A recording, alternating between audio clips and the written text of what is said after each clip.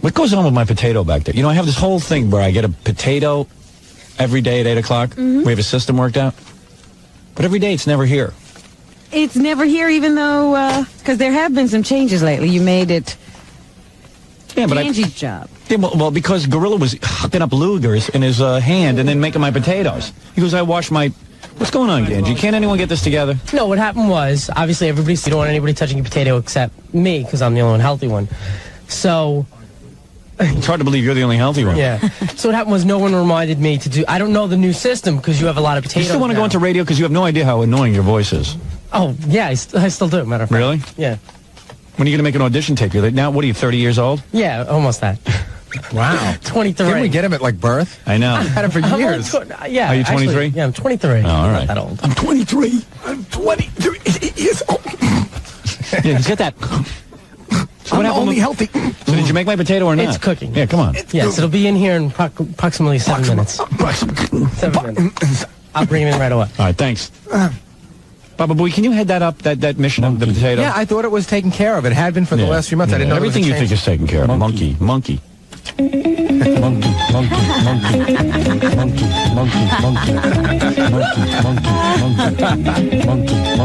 Monkey.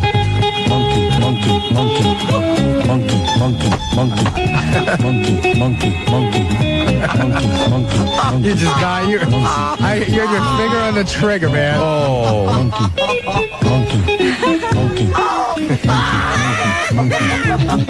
All right, very good. I saw a cart in there that said the monkey song, and I saw you dying to play it. Monkey. Wait, the song's over, Fred. Didn't you want to talk about King of All Blacks made quite an impression. We got a lot of faxes about his half-hour appearance here. Is that right? What do the people say? Well, here's one guy says, if that a-hole is my king, I'm turning Hispanic. I'd rather have a monkey for a king. Ooh. Monkey. Let's compare. I'm a loving husband and father from an unbroken home. Mother, father, sister, brother, and myself, all college grads. Sister, PhD. Father, MBA, owns business. I'm a homeowner and a professional. I am king. He is kingfish. Very good. Well, he's certainly bringing out responses. Dear Howard, instead of King of All Blacks, he should call himself the Black Elephant Boy. Oh. Tell him to take the chitlins out of his mouth so we can understand him. He must be guilty of something. That's from King of All Faxes, Doug Trent. Gary said he was at the Nordoff Robbins charity event last night. She says he says Tempest showed up with some guy. She was wearing like a see-through outfit. People were like staring. See-through and laughing. Meanwhile, wish that was me sitting there with her. Giving us some... Well, your wife could wear a see-through outfit. No, she couldn't. It wasn't. What'd you tell me, Monkey? Why'd you tell me that, to break my heart? It wasn't see-through, but it was a mini dress. That was almost, next to... It went as high as you can go. Oh. And it just barely made the term dress. Right, but in the meantime, the neck plunged as deep as it could go. Oh, my God. So she was wearing a belt. It was 3 sizes too small. Yeah. When I met Alexa, she was wearing a bikini on the beach. On the beach. She was parading. She was parading in front of my Malibu estate. And now Alexa lives with me, Johnny. So do you really believe you're going to make the long haul with all these desires? Yes. Unfulfilled. I love my wife.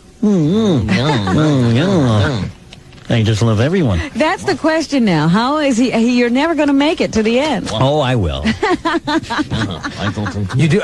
You do move up the intensity though every few months. You get more and more. Hey, it's always been that way with me. I got everything under control. But when I first met you, we hardly ever had naked women on the air. I think we had like one the first year. It had nothing to do with that. I didn't want to see naked women. You have to ease into these things. You think at NBC I can just start parading naked women in? This is a great company. All right, Monkey, get out of here. Slowly. Monkey. Yeah, my simian friend. We should echo. When I say monkey, you guys should go monkey. Monkey. Monkey. Monkey. He hates when I call him monkey. Did you see the look he shot me? His ears pinned back. Yeah. This is a new level of discomfort for him. It's like you took his banana away from him. Has to be. It sucks because you got to do appearances, and that's where it really stings. Hey, monkey. Monkey. Yeah, it's not you just calling him Monkey. Yeah, It's everyone on the street. Sign this, monkey. Monkey. Hey, Monkey, could you sign it, Monkey? Monkey. Monkey. Sign it, monkey. Monkey. Put your paw print on this. Oh. No, don't put Gary Delabate. Just put Monkey. Just write monkey on it. Everyone knows. That's more valuable. Would you sign this book with your foot? Poor Gary. I have so much garbage here on the desk because I have so many, I get all these faxes and things. I never get to them every day. Then I throw them in my briefcase. And now I carry around a 500-pound briefcase filled with stuff that I have to do on the air. I don't know. No one else is carrying around a briefcase. Why don't I give all this stuff to Fred? Let him carry it back and forth. Yeah. I mean, why am I in charge of it? You seem to get everything. Everybody just piles it up and gives it to you. Yeah, because I assume the responsibility. Fred, you're now in charge of all papers. Fred will collect them. He'll stay in the studio to collect them, but he doesn't keep them. And he won't ever give them back to me. You talk about the papers in the studio. I would take them and I deposit them on Gary's desk. Right. And then Gary hands me an envelope every day and goes, Boss, I don't know what this is, but it was... to be his responsibility. Yeah, it was on the desk. Is that what he does? Yeah, it's just like, he doesn't look through it. He doesn't do anything. Nincompoop. He's such not a self-starter. Come on, I'm not looking for an argument. That's not an argument. Leave. I got to move on with the show. I got a lot to do today. Yeah, I'm a jerk. I didn't say a jerk. Yeah, see, you have a good time at MTV yesterday? No. The reason you were there is because you worked for me. That's the whole reason they invited everybody you. on the show. What? Why Robin was on the Fresh Prince because they think she's a great person? We're all where we go because Yeah, of but you. she's not sitting and calling me a jerk. You are. Right. You're right. All right, I jerk? should agree with everything All right, you jerk say. face, monkey. Get out. Monkey. Okay, monkey. Meanwhile, he's all upset because everyone at MTV was calling him monkey yesterday. Really? Yeah. Thanks a lot. All the engineers and everything were calling me monkey. We're drawing pictures. No, there was nobody drawing pictures. That was someone else. Gary hates when you draw pictures of him as a monkey. Yeah. With bananas. No, I don't hate it. I just think it's silly. I think it's like, Juvenile. He was even hiding the bananas in the picture. Yeah. In the drawing that we saw of you, who drew that? Rocky, the guy that works in the mailroom. Oh, Rocky drew that? Yeah. He's good. He drew a picture of Baba Booey Yeah. with holding bananas behind his back. Hiding them. I never hide my bananas. And Gary always shows it to me. I got to tell him. I got to say that's good. Good sport. He's a good sport. So Jackie gets a hold of the picture. She says, let's make 50 copies of it and just hang it all over the station. Oh, no, not much. Did you make the copies yet? Not yet. He's got a project for today. I was laughing so hard. Trying to figure out whether or not to enlarge it. Oh. Don't worry, Martling. Oh, I won't do it, Fooey. All right. Not Fooey, monkey. Sorry, monkey. Monkey, sorry. Oh, that's the worst yet. I don't think monkey's bad. All right. All right. Keep it. I mean, I don't mind it. No, it's not a nice try. It's not that big a deal. Then why were you concerned that people were calling you that No, yesterday? I just told Howard that they were. Why are you upset that they call you monkey? I didn't say I was upset. Oh, all right, so you like it. It doesn't matter one way or another, Oh, but okay. I wasn't upset. All right. If I was upset, I wouldn't have told you. All right. No, really. All right, go ahead. All right, thank you. I don't want to leave. I know. You feel like you're going to be talked about, but you won't be. I really do have to move along. Yeah. What did you want to say? Nothing. Gary was on that show, Lip Service, yesterday. Yes. Where, why are you doing that, man? Have you no pride? That's such a lame show. Well, I'd never seen the show before. I thought it would be. I mean, I know it's exciting for, like, Gary to get asked, or Monkey, rather, to be asked to go on TV. To judge it someone is else. exciting. Yeah. I mean, God, I did 9 Broadcast Plaza. This is like a step up. Yeah. I mean, you think so? Yeah. I don't know. That's a tough one. So then Dondre and MC Search, they can rap, Yeah. So they would get up during the commercial And rap to the audience? Now there's a woman that's a DJ. She's in charge of the music. Yeah. Cinderella. Money Love. Oh, Money and Love. apparently she's a big Cinderella. celebrity. Yeah. But I didn't know who she was, and she's like a big DJ. So during commercials, they would play a record, and Dondre would get up and just start rapping to the audience. And dancing and stuff? Yeah. Really? Yeah. And it's like, what would MC Search do? He'd like high five them, and they would, wiggle each other's fingers at each other. And, then And what were you doing? Just sitting I in your sat chair? there with You my watched. arms folded. He was in the audience. Oh, man. As usual, Gary watched. At the very end of the show. Gary's like a professional observer. at the very end of the show, Right. Since MC Search is a rap artist, and that's what he does, they hand him a wireless microphone, and he goes out to the middle of the set. And this is on camera. Right, he starts to rap. Right. And the whole audience is, getting into it. And then the other guy goes out. And what is it, mostly black kids in the audience? And a lot of white kids who want to be black. Right. You know what I mean? Yeah. And he starts to rap, and we're all supposed to go out there and, dance. So white, Dance music. Dance, you want to see you want to see what you do? What? So you look cool? What? You're going to laugh, man, but I wish this was television so I could show you about Are you going to put your arms over your head and wave them? No, you just go like this. Just like this. Just do that. And I'm telling you, man. You are whack. I'm telling you. Just You're do that. totally out of it. Watch. And what is that? You'll just He doesn't know what it it'll is. just look like you're doing and he's something. never done it, and he wants you to look like an idiot. I have done it. It's the Baba Booey. You're going to be dancing New Year's Eve. Wait till you see this whole production of We Got Around Gary. It's going to be called Doing the Baba Booey. Yes. Sing the one line from it. When you're dragging your nut, when you, it's going to be like monkeys, gorillas, apes. Let your bottom lip hang down and drag your knuckles on the ground. Doing the Baba Booey. Let your lips hang to the floor. Let your, it's like, Let your lips hang, like your jaw agape. Let your lips Knuckles hang. back on the floor like an ape. Stick your finger in your nose. I actually wrote the music and the guys wrote the lyrics. Is that right? Yeah, I wrote the melody. It'll be your lowest point ever. I don't know. I don't think there's anything lower than the diaper. No, this is lower. They've been working on that, Gary. Don't test them. We spent 2 months working on this. Don't test them. Don't push us. All right. It's true. It could be low. This is low. So and everyone's gonna be wearing like big Gary masks with monkey fur. It's gonna be wild and big teeth. Monkey. All right, let's take a break, Rob, and then we'll come back with more news. Jackie doesn't want to have meetings unless I'm sitting next to him, approving everything. The head writer is a charade. Take control. If you're gonna be head writer, These guys are sitting there arguing for 10 minutes over a technicality that's going to have no bearing on what's going to happen until we get your decision on it. I say let's move on. that's good. That's a good But thing. that's what you should do. And that's what I did every time on Wednesday, and this is what they're about. Oh, all right. You know, should Romeo go up the ladder? No, shouldn't go up the ladder. Should he go up the ladder? No, let's not go up the ladder. Go up the ladder. Let's move on. Howard will make that. There was a little brainstorming involved. Is that right? Oh, please. He's got no time. Monkey. Thank you. Anyway. Okay, Cronin, thanks for that story. Yeah, get the name right. Yeah, whatever. One day you'll get a phone call from me. All right, man. All right, Cronin, 15 minutes of fame. That was like a meeting. Yeah, it is. You know, whenever Cronin's involved, it's long. You like hang up on him in real life. Yeah. We ought to have the meetings over the phone so I can hang up on individual writers. Oh. But anyway, out of this whole thing has... Something good's coming out of it. something good really is coming out of it. I'm very excited about it. Good. I don't even care what happens New Year's Eve as long as I see you rollerblade to that song. Well, if I see the song and don't approve of it, there won't be. Oh, you're approving of it. I'm not going through another writing meeting. As a matter of... You can write it yourself. As a matter of fact... I hope you're wearing rollerblades in an evening gown. That would Of be, course. Oh my God. You that's didn't gonna think I was going to rollerblade. What do you think I was going to rollerblade? It's a pageant. We didn't know. be, we didn't even know it was a pageant. Well, New Year's Rotten Eve is on sale now, pay-per-view. If you want to, Jackie must have named it, I'm not working New Year's Eve. Not without a fight. Rotten Eve. I'll be there. It is New Year's rotten Eve. I gotta work. Every time the camera cuts to Jackie New Year's Eve, I think he should be hanging himself. Different form of suicide. Yeah, right, shooting himself in the head. Putting his head in an oven. Yeah. Sitting in a car. Running the motor. All I know is the meeting started getting so silly yesterday. By the end of the meeting, it ended up that, you have pageant escorts. Yes. The escorts were Fred and Al wearing Nazi uniforms and marching the girls off the stage. Get out! Throwing them out. Out in Z. They weren't Take your towel and your soap and march. They were marching them into an oven. Yeah, marching them into an oven. We think it outrageous. You know what's great about that pay-per-view? You can just about do anything.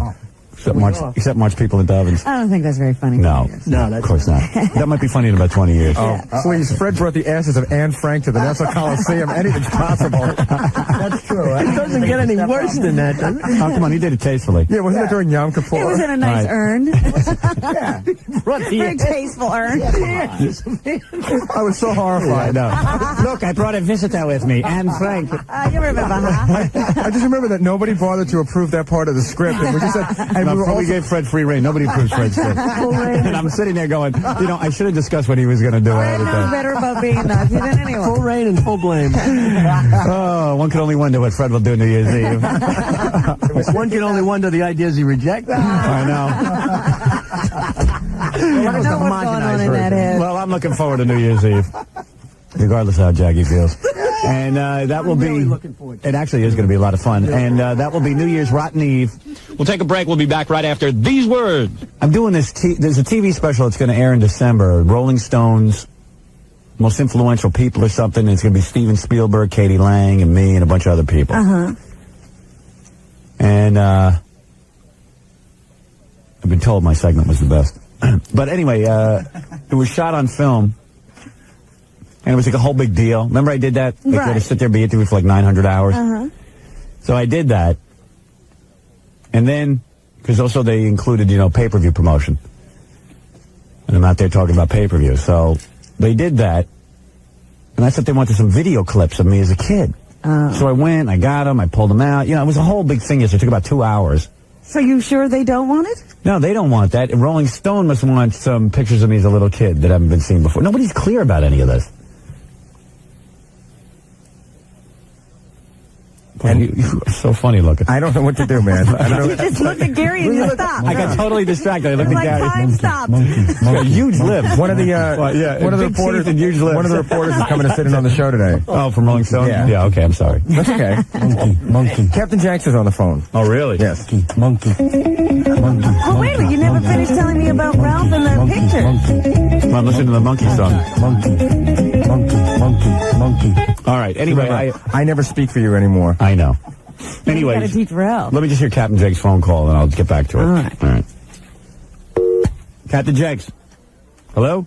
Why settle for Jenks Light? Farewell, love you. When you can get the real thing, Captain Jenks. Yes, good morning, Howard. All right, Captain Jakes. Who did you call last night? I've made 2 phone calls, Howard. One to QVC and one to the channel that you're on E-Television. Oh, you called E-Television? They take calls? Yes. And Well, I am no longer on E-Television. Excuse me? I am no longer on E-Television. Well, your special is on. Yeah, it'll be on this weekend 2 times, and that will be it. We are... severing all ties? No, not at all. Not at all. In fact, we were having ongoing discussions. Just all contractual obligations are now over. All contractual obligations have been fulfilled. I am a free agent.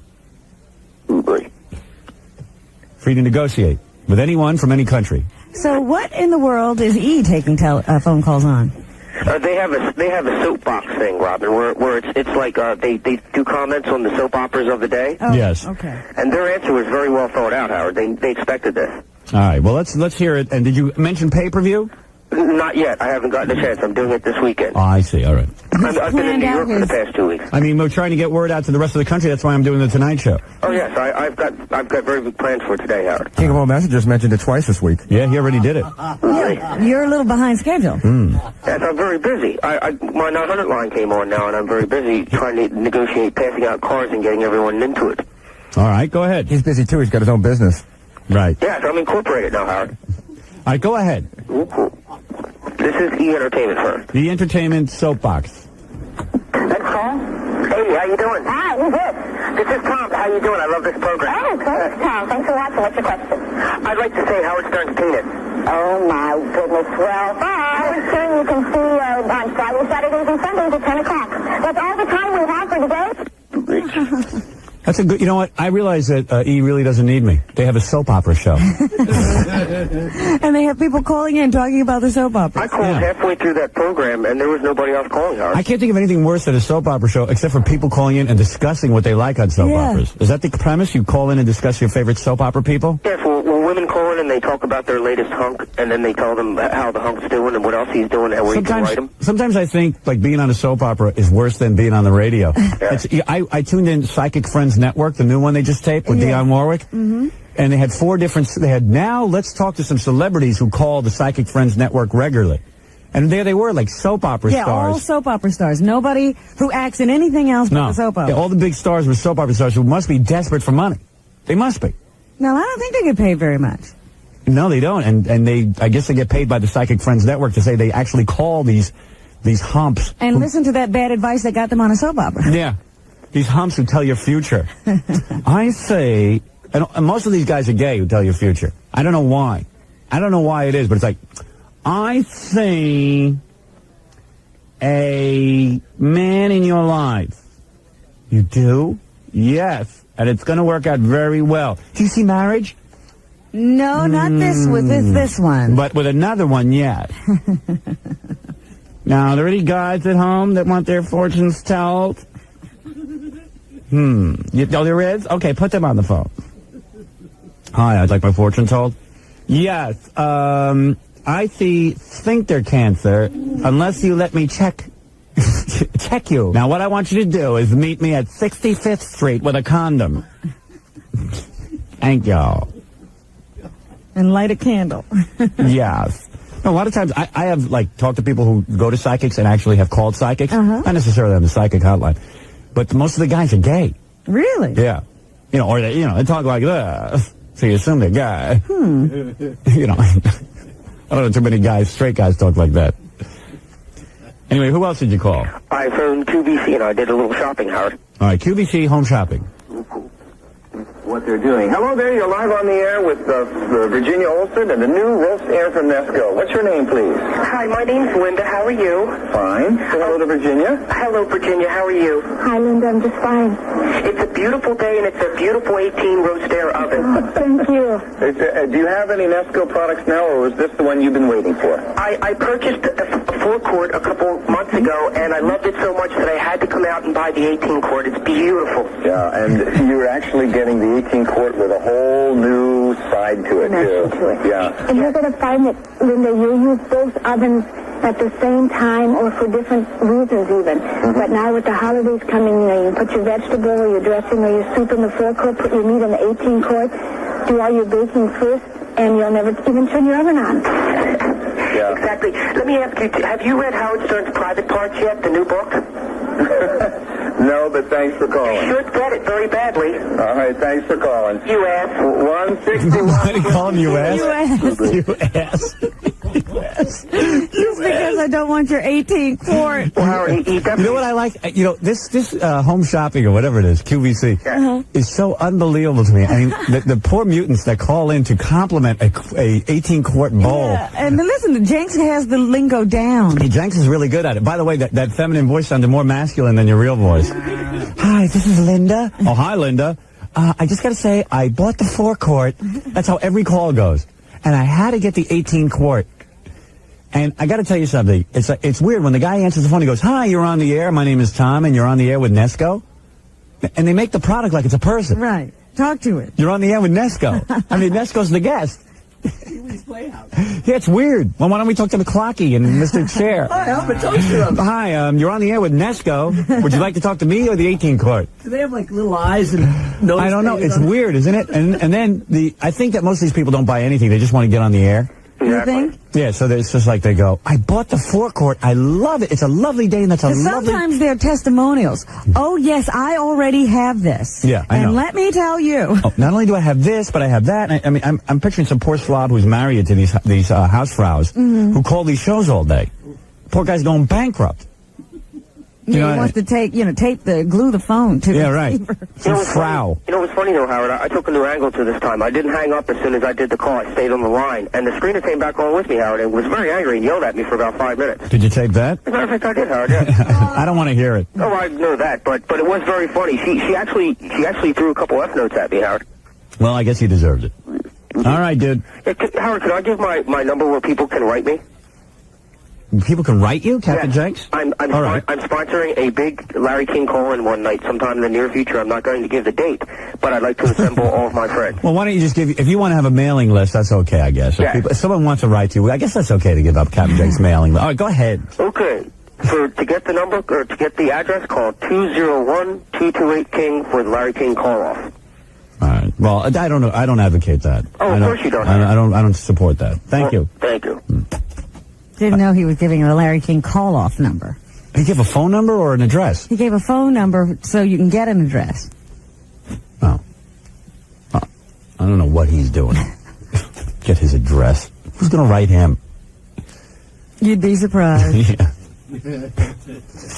Dear Captain Jenks, when you gave out the number, I was so glad. I've been trying to get in touch with you for years. I have the 18-quart. We should start a home shopping channel where we have like Captain Jenks and he could sell. He could sell his little tapes. Yeah, Jackie could sell stuff. I want to do It would be great. Anyway, so where was I? Rolling Stone. So, yes. Okay. But the first time that I ever posed for Rolling Stone, this guy Mark gets a hold of me and he says, I want to put you in a thorny crown, and like Jesus, and I want to like hold you up like crucified, because you're always being crucified. I said, listen, Mark, I said, I tell you what, I don't know that everyone's going to understand why you're doing this, but I really don't feel like appearing as Jesus. And they're not going to yell at you. Yeah, I don't need the Bible Belt calling me every minute just for Rolling Stone's picture, and I just don't need it. All right. So he says, that sounds marvelous. Yeah. So anyway, so he wants me to, pose and like that. And I just said, look, dude, I dig Rolling Stone a lot, but I'm not doing that. And it was like this whole big argument for a week. Well, if you're not doing that, what do you want to do? And all that kind of stuff. So I never did it. All right. Thank God. So now what is he doing? So this is now what, 2 or 3 years later? Yeah. Okay. So it calls up, it's Mark again. Calls up, what does he want me to do? He has some unusual concept. Fine, what do you want to do? I want to put you in a thorny crown. No, he didn't. I swear to God. Yeah, and I mean, he wants to put me in a thorny crown. This is for the cover of Rolling Stone. I said, look, I don't want to be in a thorny crown. Oh, and now I won't even talk to Mark. I have other people talking to Mark for me. I got a publicist now. I got a lot of people now. 3 years later, I'm much bigger. But I just get word back that he wants to put me in a thorny crown. So I get a hold of the publicist. I said, listen, this is. I think I'm in deja vu nightmare here. This is the Twilight Zone. It's a true story you're telling. I swear on my life. Every time you talk to these people at Rolling Stone, they want me in. They want a thorny crown. So then they say, well, here's the next concept. Next concept is we have to show how you've gone from being the bad boy to now being accepted as the good boy. All right, how do you do that? And we have to show the transition.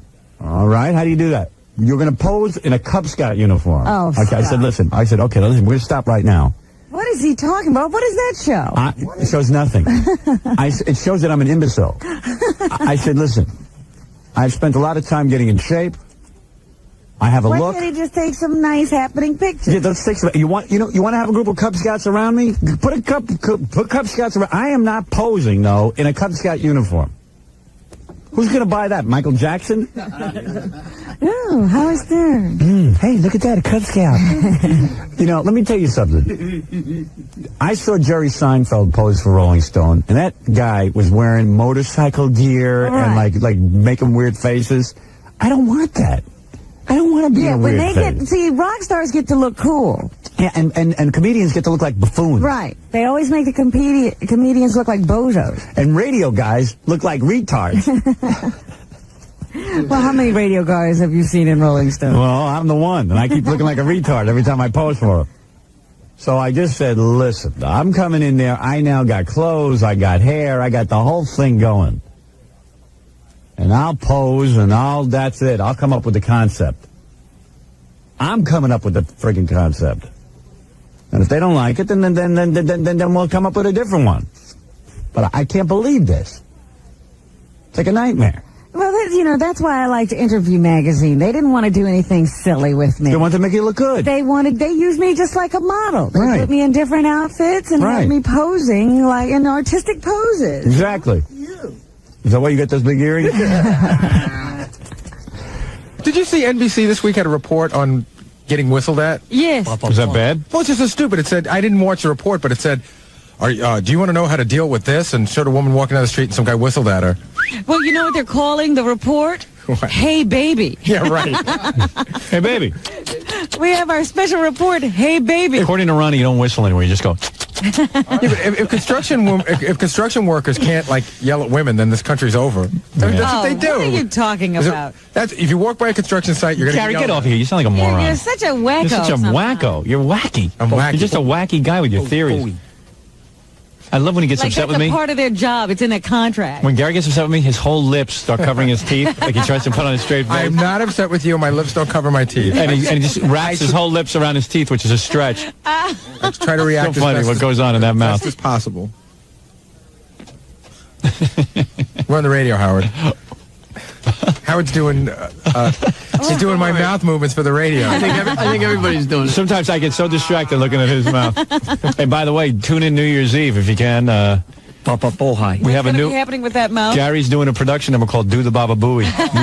We wrote it yesterday. We were all singing it. It is the catchiest tune of the year. Is that right? Yeah, it's an original song. Oh, it's Gotta original? be one of those Yeah. songs that gets stuck in your head. It's just great, and there's going to be dancing monkeys with them and everything. Papa Flunky. It's going to be wild. You won't know if it's pay-per-view or the Wizard of Oz. Well, that's what it's going to be. People know Wizard of Oz monkey costume, flying monkeys. Flying monkeys is flying in on stage. This is going to be an extravaganza. Will they be monkey costumes or real monkeys? Some real monkeys and gorillas. Where are you getting real gorillas? Where are you going to get a real gorilla from? Just leave it to Well, you us. just watch yourself because gorillas are dangerous. Yeah, so we have to be careful, Howard. We have to think of my health. Yeah, they'll think that you're one of them. If I die, who will you make fun of? You might get engaged that night. The song is really good. The song will get stuck in your head like Gary's finger gets stuck in his nose. All right, listen, we have to move along with the news. Thank you, Yes, love. please. Foley. Oh, please. All that noise. It's great. I'm reading here in the paper. Quiet down, Gary. Papa Flunky. I'm reading here in the... Oh, quiet. Quiet, come on, seriously. I'm trying to do the news. Quiet down, monkey. Some guy wrote me a note. He says, don't call Gary Fafa Foley or Mama Monkey. Just call him Monkey from now on. Where's Monkey? Did you read that? Oh, I read that, sure. Because Gary opens all the mail and he has to give it to me. No, I give it to you. I never, you know. Good to see you now. Grillo, bring me some peanuts for Gary. For Monkey. Oh, jeez. Monkey. It's so funny. Don't you think we should try that? Yeah, it's funny. You know, I got to tell you, that guy had 50 suggestions in that letter, and I knew that was the only one you were going to pay attention to. I knew that. Just call Gary Monkey, not Mama Monkey. It was Not so bad it got down to Fooey and Yeah. but that's so much worse. Monkey. It's like, Monkey. I'm reading in hot copy today, Howard, Yeah. that Joey Buttafuoco is going to be on the pay-per-view special. Yep. I spoke You didn't to. tell me that. Well, I'm telling you now. Listen, I can't read this stuff in the paper. I can't reveal everything to you. I talked to Dominic yesterday. I was on the phone for like 2 hours organizing this. We're got our fingers crossed. Looks good. Satellite that night. Joey Buttafuoco will be From jail. From jail. It's going to be a real happy. Everyone's going to be brought Is this together. really serving time? Yes. Yeah. I mean, hey, listen. It'll be. It's going to be good. even Joey should get to do the Baba Booey. Yeah, he's going to be in the Baba Booey thing. He's going to be doing the Baba Booey from jail. Really? Yeah, all of a sudden, Baba Booey, listen to this. Baba Booey is doing the Baba Booey dance on pay-per-view. All of a sudden, they cut to prison, and Joey's in there doing the Baba Booey. It's going to be unbelievable. This should be some night. And it'll be the dance craze of 1994. I'm sure I'll be proud. It'll be like the twist never happened. Can you scratch your back and pick your butt at the same time? Then you're doing the Baba Booey. Mama Monkey. Lick your lip and drag your nuts. Lick your lips and drag your nuts. That's part of the song. You see, you're giving it away. It's like, lick your lips and drag your knuckles. You're doing the Baba Booey. It's such great. I'm giving it away. Might as well read those. All 150 pages. Yeah, Robin, you said in the news, though. Steve Musgrave is one of the people who's going up in the space shuttle. I forget which space shuttle this is that's going up to repair the Hubble Space Telescope. But this is a new, very extravagant mission Monkey. for the space shuttle. I think it's the Challenger that's going up to do this job. And one of the people on board, they're sending most advanced astronaut staff. Really? On this particular shuttle. Yes, so each one of them has made several forays into space already. And Story Musgrave is one of the shuttle astronauts. Story Musgrave? Yes, that's his name. That used to be my air name. Remember when you met me in Detroit? Right before you met me. Yeah, you were just changing from Yeah. Story Musgrave. It was a catchy name. You sure heard my jingles. Story Musgrave. Here's Story Musgrave. He's going to be the commander-in-chief of the Hubble repair mission, and he believes that there is intelligent life in outer space. None in this room, but in space. He really does? He says he tries to communicate with such beings when he's in space. Cool. Get him for the paper. While I'm circling, Can he be a judge? While I'm circling around out there, he says, I try whatever ways I can to get them to come down here and get me. Isn't it amazing they can repair a telescope in space and they can't fix monkeys' teeth? And we can't get pay-per-view to take our calls until 2 weeks before our event. That's amazing to me. They can't get that together. There's no rhyme or reason to our world. So he's contacting beings? He's trying to alert space beings that he would like to go with them while he's up in space. Space beings, come in, please. This is Story Musgrove. I need to speak to you. Please, space beings, come in. This is Fred Dax. Fred Dax, is that you? Yes. Where are you, Fred Dax? I'm on Howard's show.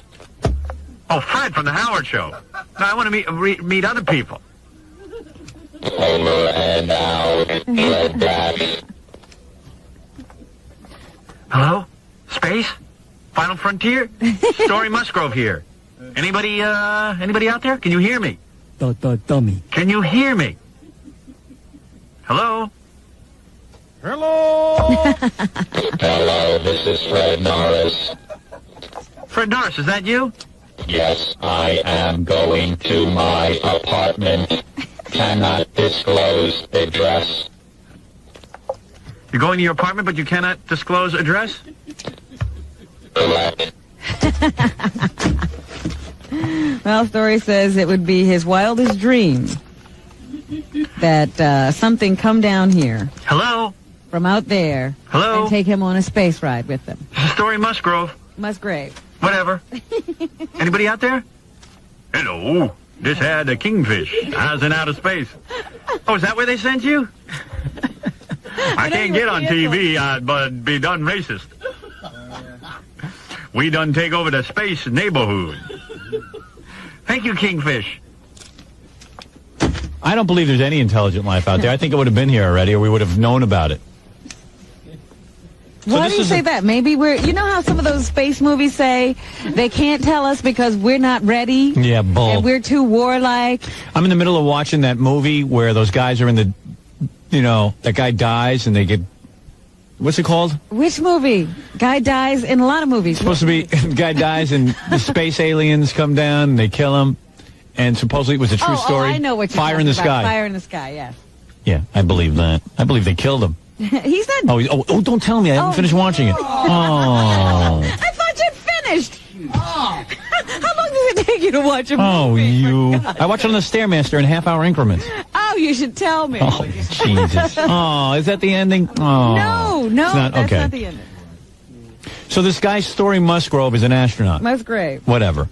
And he is going to go out there and repair the telescope. Can't we send smarter people to repair a telescope? I mean, come on. The guy thinks there's aliens. What do you think of that? Well, remember that astronaut who used to go around looking for Noah's Ark? No. Oh, you didn't know about him? No. Buzz Aldrin, I think it was, wasn't it? Yeah. Smart guy. Came back and said, I gotta find Noah's Ark. Used to go off on all these expeditions looking for it. Doesn't he also believe in What else is in the news, You Robin? don't know about those astronauts. What else is in the news? Let me look at my notes. That guy who said he was Madonna's new boyfriend. Hoax. Yes, it was a prank. A prank. Kid was trying to get some publicity, and his manager is apparently the same guy who leaked the story that Rosie Perez had married some model when it hadn't happened. Don't the newspapers check this stuff out? Well, Neil Travis, the guy who had the story in his column yesterday, has a long explanation. Yeah, what does he say? How he wound up going with the story yesterday. He said he called a lot of people, and they said, oh, yeah, we've seen Madonna with some new young guy. Oh, I see. That's the... So that's corroboration as far as he's concerned. I am dating Madonna.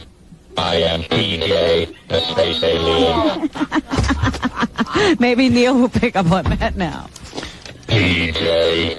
That's the only thing that I think would satisfy Madonna at this point, an alien. I'm with Superman now. She needs hot alien love. Hot alien love. Oh, monkey's here. Yes? Oh, no.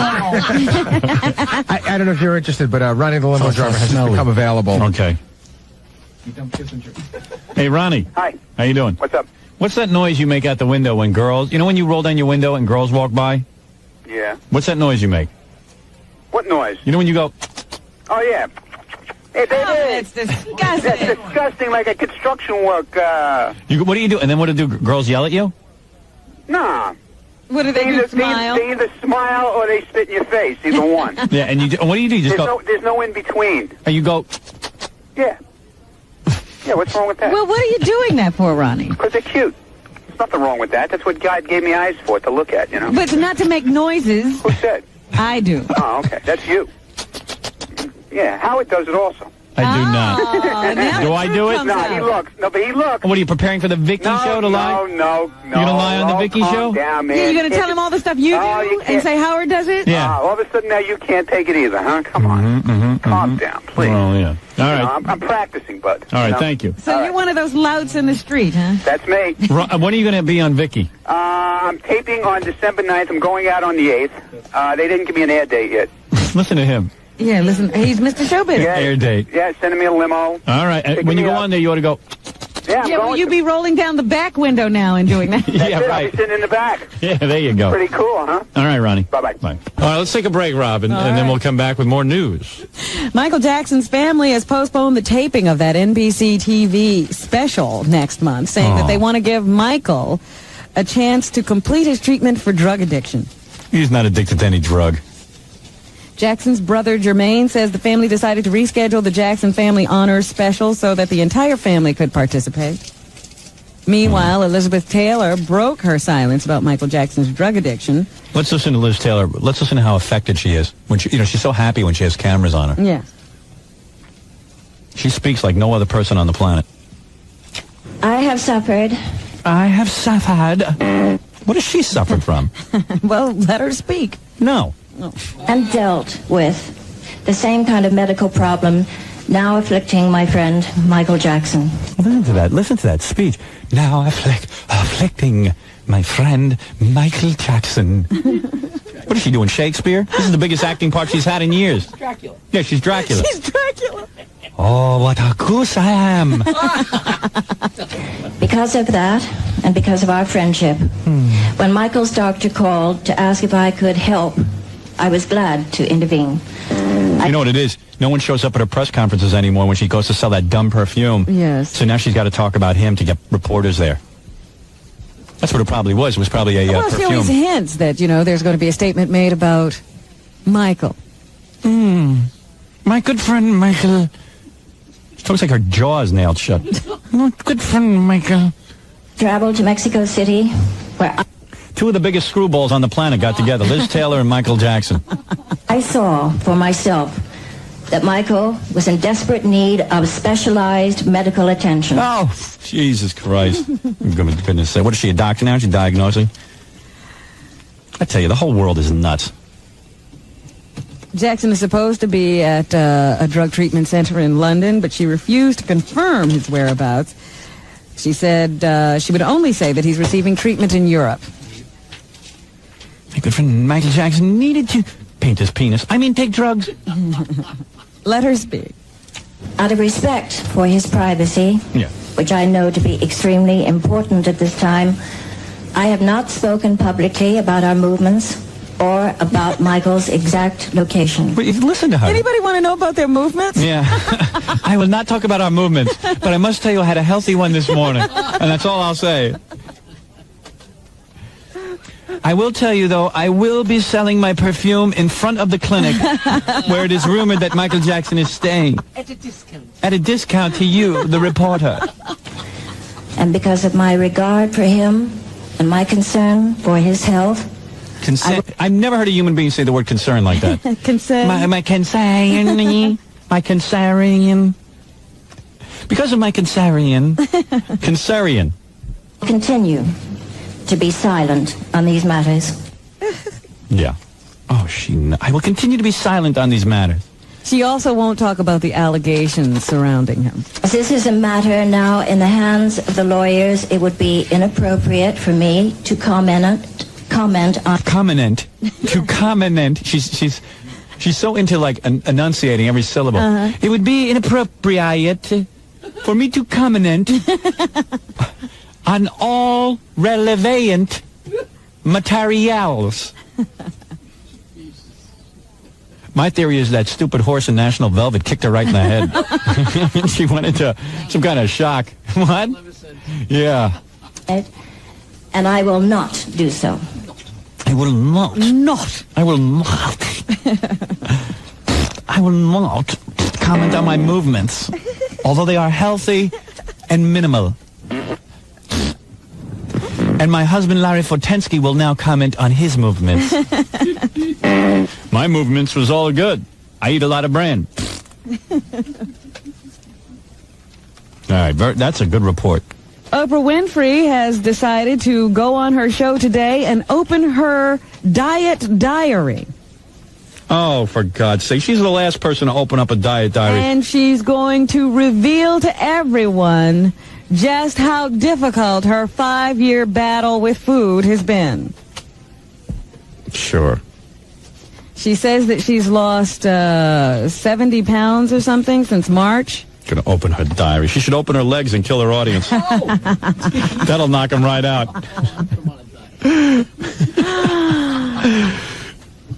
She's so fat. She has been assisted in this new weight loss by a chef and a personal trainer. Yeah, we'll all get that.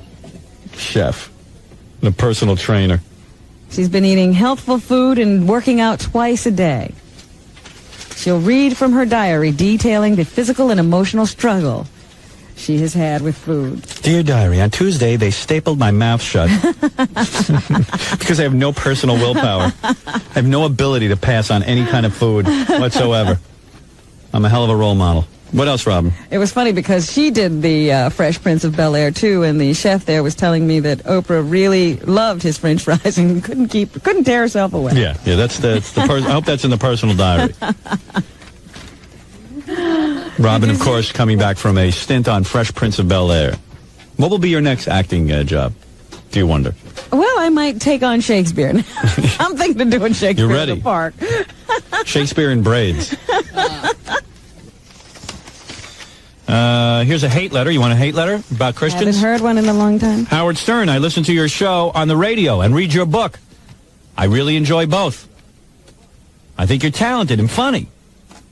But you really offend us Christians when you mention our Lord Jesus and the Blessed Mother Mary. You're not supposed to mention them? No, not me. You are blaspheming and sacrilegious. You have all the fame and ratings you need. You're only jeopardizing your career if you continue. You say you're part Italian. Doesn't your parents have anything to say about your disrespecting the church? Doesn't your parents? Yeah, oh, you got to read the grammar. I'm cleaning up the grammar. What about Mr. Della Botta? Why don't you defend our church along with all the other workers over there? The time will come for all of you if you don't change. Another few times I had to turn off the radio while you have Robin and other girls making disgusting orgasm noises on the air. Howard. Disgusting orgasms. Yes. Yes, orgasms are disgusting. Howard, you don't realize how good you have it right now. You go way too far. I intend to also complain to the FCC if you continue your blasphemy. P.S. God says no abortions. The seed is a soul and baby, not a blob. You better start fearing the Lord. You have plenty to answer for. If you don't believe in Jesus, stop using his name. Oh, listen here, you witch. Is that a woman? Yeah.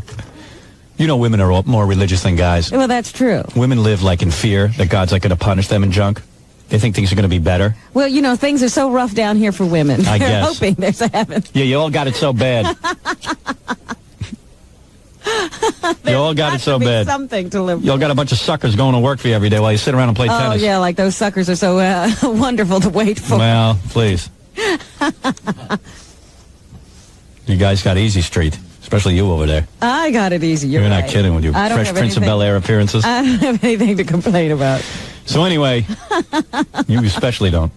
Have a nail appointment. You know what? I don't think I'm going to be able to work one in this week. I'm very upset. I bet. I haven't. My toes look terrible. Haven't had a pedicure. Let me see your feet. Well, I just, the nail polish. Bring your feet over. Bring those feet over here. The nail polish was chipping. I was very embarrassed when I had to do my photo shoot this weekend. They wanted me in some shoes with no toes. Boy. And I was like, oh dear, I haven't had time for a pedicure. Oh dear. Bring your feet over here. You want to see my feet? I don't have the prettiest feet. Really? No. Let us be the judge. Anyway, so this witch who writes me about Christianity, and nobody loves our Lord Jesus Christ more than myself. You're on personal first-name basis with him. She doesn't know how I love Jesus. Jesus is my main man.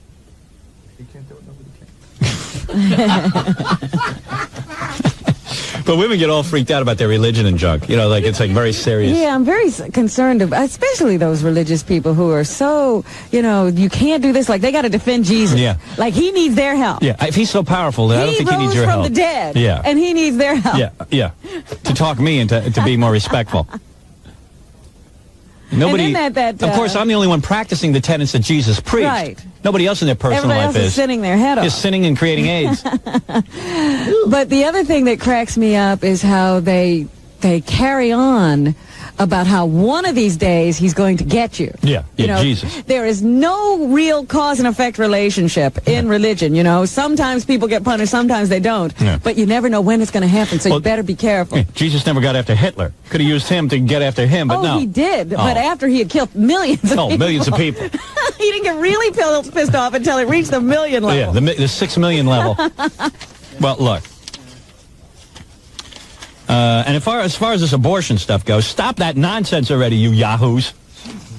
The stupid abortions. First of all, there's no soul in those fetuses. It doesn't happen for the first 3 months. Secondly, now, where do you get this information from a higher authority than you or I. You talking to A someone? religious, yes, I've been having religious counseling. There is no soul in that fetus for 3 months. You see, I think that you just muddy the argument with those kind of things. Well, I can muddy it as much as this idiot who tells me that there's a soul in the seed. How would she know? None of that matters. Yeah, the fetus has no soul. Secondly, if the fetus does have a soul, who cares? Who wants more unwanted children on this planet? There's enough of them already. Look how they turn out. Look at Fred. Do you want more children like Fred? Now, the point is that there are a lot of unwanted children in this country, and we don't know what to do, and we're overrun with them, and you guys know how I feel about it, so. I say you don't have enough abortions in this country. Anyone who's sort of teetering on the line whether to get an abortion, I say you should encourage them. That's a consent right there. That's consent. I say you lay them down on the floor and get the fetus out of them right then and there before they can think about it. In fact, everyone should be trained in abortion. Yeah, you should want that baby. All right, we're going to take a break, and then we're going to come back and do the news for you right after this. Now, the Grand Canyon is supposed to be a place where people go to relax and vacation and take in Where? the awe and the wonder. The Grand Canyon. I've been there twice. You know, you finally get to it, and you look at it, and you go, big deal. Well, 7 people have died there. Really? This year. The donkey ride, right? Yeah, they go to... Really? They try climbing and hiking through this. I knew it. I got to tell you something. I went out there twice. One time when I was like 13, and then when I was like 17, I took a group of like 40 kids on a bus tour. Yeah. You went to the Grand Canyon? Grand Canyon. I went to Grand Tetons. Grand Tetons. And also Grand Canyon. And you get there, and then they got these broken down jackass mules. The mules are broken And they down. say to you, if you want to ride down, it's like, you know, it's like a bunch of money. And the mules go on these thin little passageways. I mean, you got to see it. You're hanging off a cliff. Well, yeah, that's what this thing is. God, the donkey. And you got to see this. And you know that these donkeys aren't that smart. I mean, yeah, they've done it a million times, but you could go right over the side. People are nuts. And then they hike down to see what the bottom looks like. Right. And then you get down there, the bottom looks the same as when you were on top. Did you go down? I went halfway and I gave up. I just said, forget it. I'm not doing this. I'm going to go sit in the bus. Mellow out. Smoke a doobie. That's when I used to do stuff Some like role that. model you are. Right. And that was it? That was it. Well, they say 7 people have died so far this year. Dude. Trying to see more of the Grand Canyon. Yeah, I have to see it. It's worth giving up your life. Oh, it's sick. Dr. Kevorkian. Why do I not get moved by the Grand Canyon? Why do I not? I've had several opportunities to see it, and I never have. I don't feel anything when I see it. I just look at it and I go, well. Okay, it's a big hole. Want to see that? Oh, you. Oh, no. What's Jessica's phone number? I love her. Where is she? Is she still speaking to you? To me, that's the Grand Canyon right there. Where was I? Just talked about the Grand Canyon. That's how we got to Jessica. Yeah. Isn't that weird? Made that jump. How many people have died? I know Kinnison's, but how many people have made that jump? Well, it's very dangerous, treacherous. Yes. People have gone to jail. Yeah. What's more dangerous, that Grand Canyon or that Grand Canyon? All the burrows quit. There's no burrows going down there. They won't go. Maybe a few jackasses, but no burrows. So, yeah, I wouldn't mind traveling that distance. Do you know what they're doing with Philly blunts now? Yes. What? Philly Blunt is a cigar. Yes. And the kids all wear the T-shirts that say Philly Blunt because it's become a big marijuana thing. I didn't know this. If you wear if you take a Philly Blunt, a cigar, and the kids cut them open. They break them in half or something? Yeah, and then you put in the marijuana into the cigar. Mm-hmm. You smoke it. It's some big high. Is that Apparently, all of the rappers are now rapping about it. Here's Gorillo to tell us more. It gets you looted. You did it? Yeah. Yeah. Really? The tobacco and the marijuana? It's such a big thing to smoke a Philly Blunt now. It's like the in thing. You go... Jackie, you ever done that? I have no idea what they're talking about. Well, you're willing about it. You're getting old now. I'm sure in a week you'll know exactly what it is. You go and you buy a pack of Philly cigars. Yeah. You take out the cigar and you crack it open. Right. Or you use a razor and you slice it open in the middle. Then you take out all the tobacco. And you stick in the marijuana. You stick in your weed and you roll it up and you smoke it. Right. And for some reason, the tobacco leaf or whatever gives like you a big high with the weed. It like adds on to it and you get really zoomed. And you experienced this high? It sounds like you've done this. Yeah, he says it. Good. Now, who taught you this? Your parents? No, one of my friend's brothers. One of your friends taught you this? And it's sort of like like you see those people like they call them wiggers and stuff like that. White, black people. Yeah, like everybody's into that. If you're like that.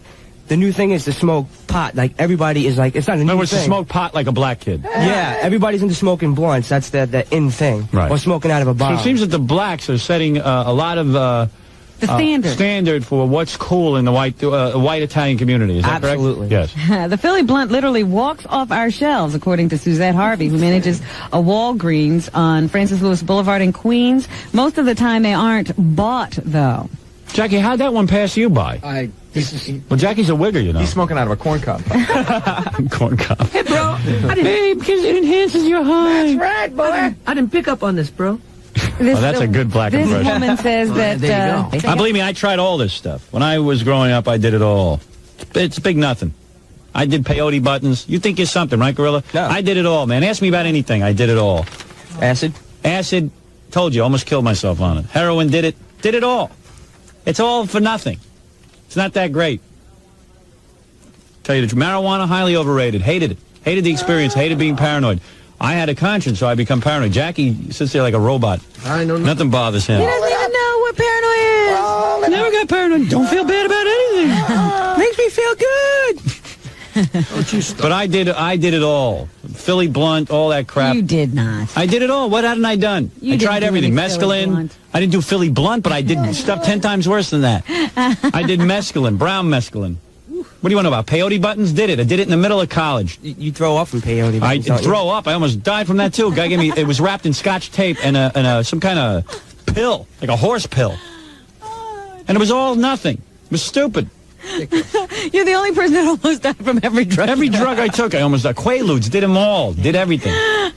727s they were called, or some 7-Elevens. I don't know what the hell they were called. I did them all. 747. 747. Don't forget the Nassau Coliseum when you took aspirin. Right. Even aspirin almost did it. You're right. Broke out in a rash. You're right. But I did all the drugs. What? And I'll tell you, it was highly overrated. Blunts. Look, they have Big to deal. have Blunt their is nothing. childhood, too. Yeah, punks. Acid's making a big comeback. Let me tell you something. I will tell you that acid is the single worst drug on the planet. Really? It will. Did you ever do it? Yeah. It will destroy. You probably took a little well, bit. listen to him. Hey, you're an idiot. Made my hair fall out. It makes you nuts. It'll ruin your memory, which it did to me. Wow. I had a tremendous memory, Robin. You didn't know me back then. It'll ruin your memory. It'll make you sick. It could even make you mental. No, it changed my whole body chemistry for years. I know a girl that flipped out. She took it. Oh, shut up. My mother. My He mother. doesn't plan to trade stories with you. I'm not looking to swap stories with you, war stories. I was hoping to bond. In Los Angeles, they want to honor Howard River Stern. Phoenix. On the women's list, Mother Teresa was followed by Barbara Bush. You then think I'd Hillary Clinton. think I'd at least be on the women's list? Janet Reno, then Oprah Winfrey. Princess Di, Marilyn Quayle, Rosalind Carter, Katharine Hepburn, and Irma Bombeck. What about Ray Stern, my mother?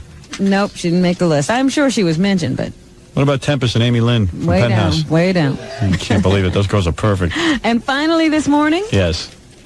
Well, they're on my list. in Wilmington, I guess we're talking about Wilmington, Delaware, a man who took pictures of his girlfriend having sex with dogs and other men and then sold the pictures pleaded guilty to obscenity and other charges in a superior court on Tuesday. What a good boyfriend. He was arrested last January after a babysitter discovered some of the photos and turned them over to the Newcastle County police officer. Send me the pictures. Oh, it's disgusting. The police got a search warrant and they found more photos and videos.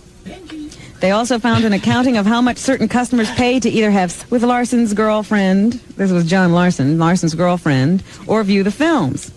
Now that babysitter's a movie producer. Larson and the girlfriend were arrested. Benji! Come here. You're turning me on. You're making me hot, baby. Come on. Custody of their 2 children, a boy and a girl aged 5 and 6, were given to Larson's mother. Oh, dear. Wee-oh. Well, you have sex with the dog. See what you say. Larson was again arrested in March, this time on an assault charge rising from an incident in which his girlfriend was beaten. Wee-oh is dog talk for fetch the condoms. So there you have it. All right, folks. Robin. That's what's happening. Nice job. A lot of interesting stuff today. Thank you. Well, it uncovered a lot of good stories. All right, Jackie Joke Me. Jackie Joke Me Motley. Don't forget the pay-per-view. We'll all be there. Robin on rollerblades, Baba Booey, and do the Baba Booey dance. New Year's Eve, we'd love to spend it with you. Call your cable company now. Make sure you get in time for the big show. Monkey. Call those cable companies. Right. Jackie Platinum Joke Page Martling next Thursday, December 9th at Rascals Comedy Club in West Orange, New Jersey. For a good laugh, you dial 976-JOKE. Hey, Friday night, December 17th at the Eastside Comedy Club for our fans on Long Island. Go see Jackie in Farmingdale. Go try and stump the joke man. Boy Gary this Saturday from 2 to 4 p.m. at the Westin Bonaventure Hotel in Los Angeles for the 4th annual Classic Rock Expo. I'll be there with Heidi Fleiss. Oh, no kidding. Yes. Well, I won't be there with her. Heidi Fleiss will be with us New Year's Eve, by the way. Monkey. And Joey Buttafuoco from prison. Wow. I can't hear you. There's a noise in the back.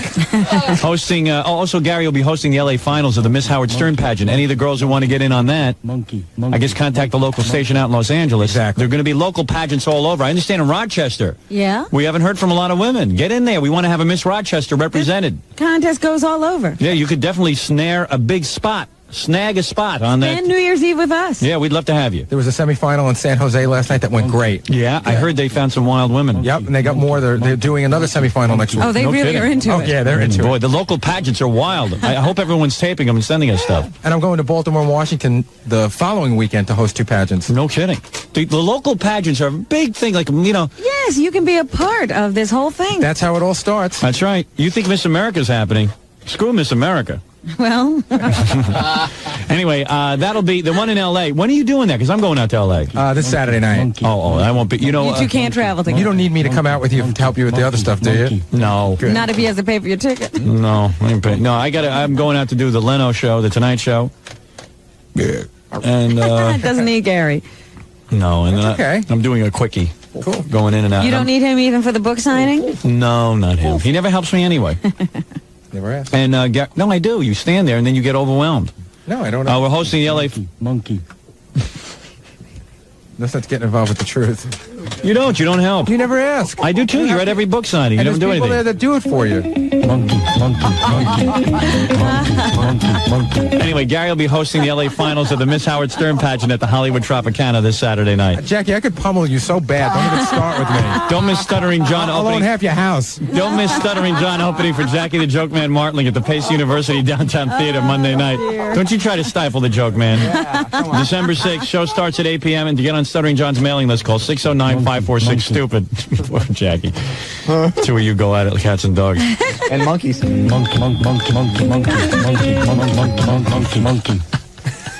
Don't miss Steve Gorilla signing autographs with Fred the Elephant Boy this Saturday. Well, it's a veritable menagerie. Bring your Philly blunts. It's very nice. That'll be Fred the Elephant Boy this Saturday, December 4th from 11 to 2. He's beating on my bolt spot. And that'll be December 4th from 11 to 2 at the St. Demetrius Comic Book and Card Show at 681 Roosevelt Avenue in Carteret, New Jersey. For more information, call 908-855-5852, Robin. And also, don't miss our good pal Dee Snyder and Widowmaker at Flashes in Cleveland. Dee's going to be up in Cleveland area, puts on a great show with his new band. Gotta see them. Also, if you're planning a Christmas party, Tell me what to do. As this is a last-minute Christmas party, don't worry. If you need a great DJ, call Scott the Engineers. Our last-minute man. That's right, Rocket Entertainment. He puts everything together for us last minute. Why can't he do it for you? 1-800-PARTY-MC is the number to call. And if you want to hire Scott in the New York area, just for New York, 718-BAG 5040. Oh. All right, very good. And Robin, I'll see you tomorrow. We're out of here. Right. Kill. And he would do that thing too. It was like, it shows you how like comics were all a little insecure and fucked up. He would come in, I would host, and he would always do this thing, Rodney, where I would have to say, ladies and gentlemen, we have a legend here, Rodney Dangerfield. And Rodney would stand up and, you know, he would do this, and I would say, Rodney, would you come up for a minute? Would you come up?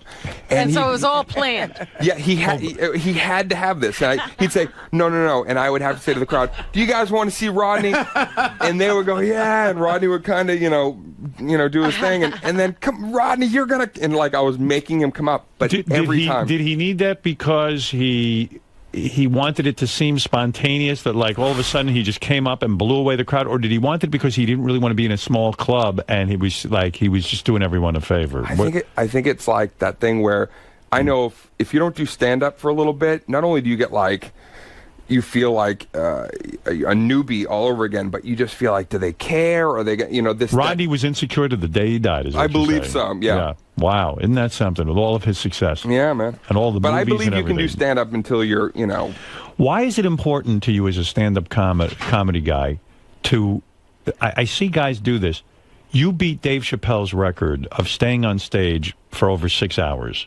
There seems to be some sort of longevity. What is the reason for that record? Yeah, why do you need to do that? I don't understand what the thing is there. It really wasn't. It was a local... It's not a world record. I think some dude in, you know, Europe stayed on stage for like 9 days or some shit. You were on 7 hours. You did 7 hours straight on stage. I did. Holy shit. Is that hard for the audience? I mean, I don't care who you... I don't care if you're Steve Martin. I mean, it's 7 hours on stage. Yeah, it was ridiculous. Yeah, I mean, it's crazy. Why did you do it? Because it was, okay, there was a record at the Laugh Factory that Pryor had set like 3 hours, 50 minutes. And then I had done like 4.5 hours years ago. And then Chappelle came and was like, man, I'm going to break that Dane Cook's record, man. Give me the mic. And so he went up and he did 6.5 hours. But, you know, if you know Dave, like... 4 hours of it was like lighting a cigarette. Yeah. He's got a slow pace. And deliberate. Moving a stool for... Right. You know, Dave's got like, man, I'm going to move the stool, man.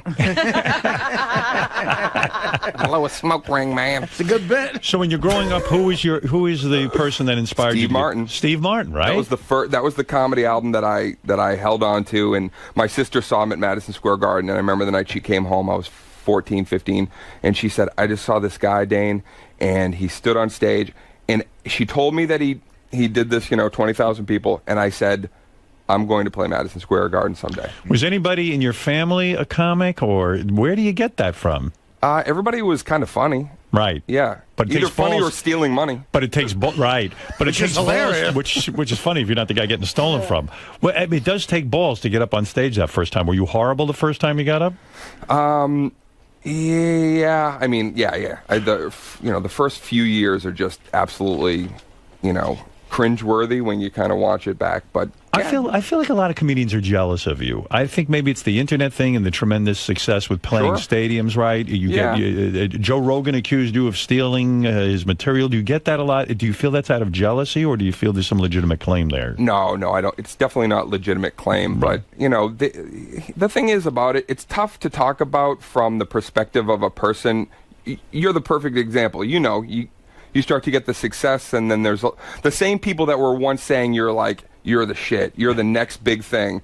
Every DJ for a couple of years was like playing my bits and touting me, and I knew I was already in like the fetal position. Like, I'm gonna get smashed. Rolling Stone magazine called you like the up and coming great comedian of all time, and then the following year when you had your success, like the following week, The following week said you were a piece of shit and you don't deserve any success. Oh, Is that true? Aren't they nice? I know. But you know what? But I know that feeling because That's a turnaround. I've been on the cover of Rolling Stone twice. The cover of Rolling Stone was a big deal to me. Of course. And then I remember when we started on satellite, after our first show, the guy wrote a review and said that we were the worst thing ever. We were good, we were great until then, and then we got on satellite, we were terrible. And it upset me, right? Yeah, I mean, look, when you're...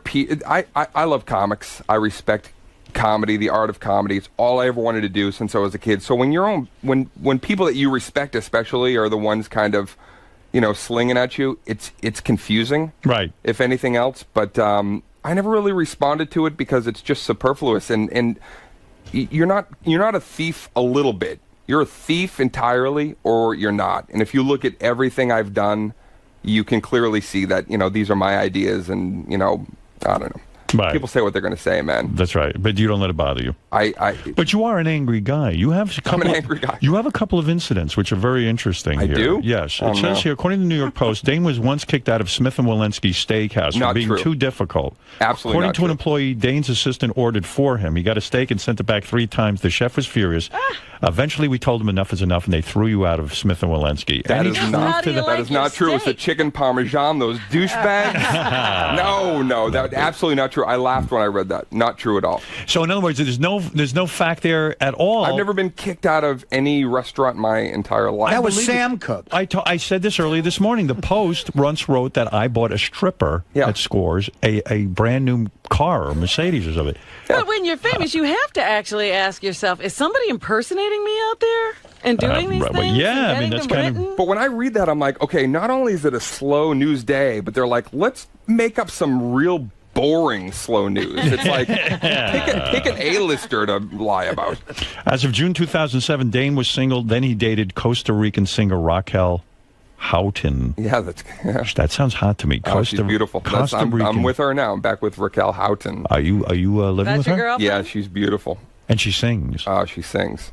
Except she just had a tonsillectomy that went wrong. Yeah. And she was hemorrhaging and bleeding, and she's not singing right now. But she will be able to again? Yes. Tonsillectomy. Yeah. What got caught in her throat? This is a hot chick. Are we marrying this one, or is no way you'll ever get married? Because I don't know. I don't know what I feel about marriage entirely. But you in love with her? Yeah, she's You're cool. in love. Yeah. Look at this. Yeah. That must be awfully good what you're getting over there. I don't masturbate violently anymore. I got to see a picture of this chick. I masturbate lovingly. Young chick? How old are we talking about? 17. 17, No. nice. From Costa Rica. Those are impressionable girls. Oh, those she's Costa beautiful. Rican. Yeah. Very, very nice. You met the family? Oh, yeah. Hey, this is the greatest. 2008. Jessica Alba, I guess you worked with her on a movie. I did. Hot chick, right? Mm-hmm. No interest in her? Oh, yeah. But she had a boyfriend. She had a boyfriend. Yeah. No chance for romance. No.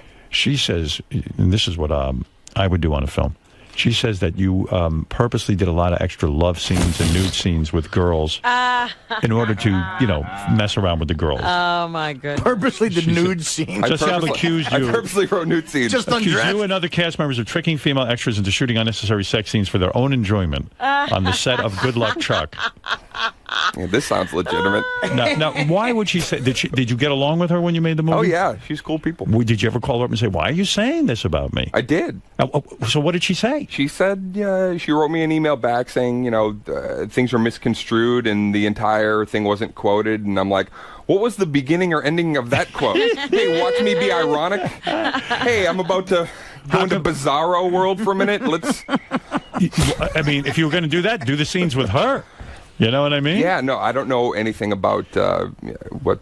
I mean, because that seems kind of, seems kind of sleazy, and it's a really damaging accusation. I think. Yeah, it really is. Yeah, who would do that? It continues to show up in print every time you want to do an interview. Right.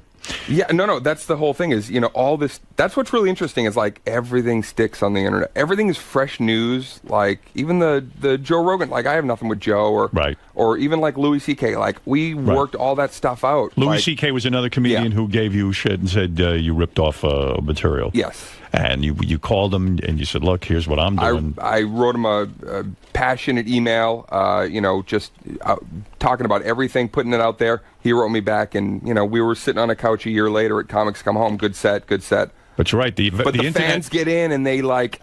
The internet, the very thing that helped your career, can also hurt it. Yeah, oh Yes. yeah, absolutely. What do you mean that? But the Jessica Alba thing, I don't think I would have let her off the hook for that, because that's not cool. That I don't like. Really creepy. Yeah.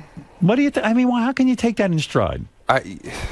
Because if somebody said that about me, I'd be really hurt. I really would. I know, but Howard, if you kept everything that everybody said about you on your mind, you would. But wait a second. Here's a woman you worked with. Yeah. I mean, you develop a certain respect for each other, I assume. But she said 10 other really wonderful things, or during junkets, she said amazing things too. So I don't know. Maybe she was having a bad period. I don't know. But to say, hey, Dane was doing unnecessary sex scenes, it was pornography. Well, I did. I like I said, I reached out and I said I thought that was uncalled for, and why would you? I think she should issue a retraction.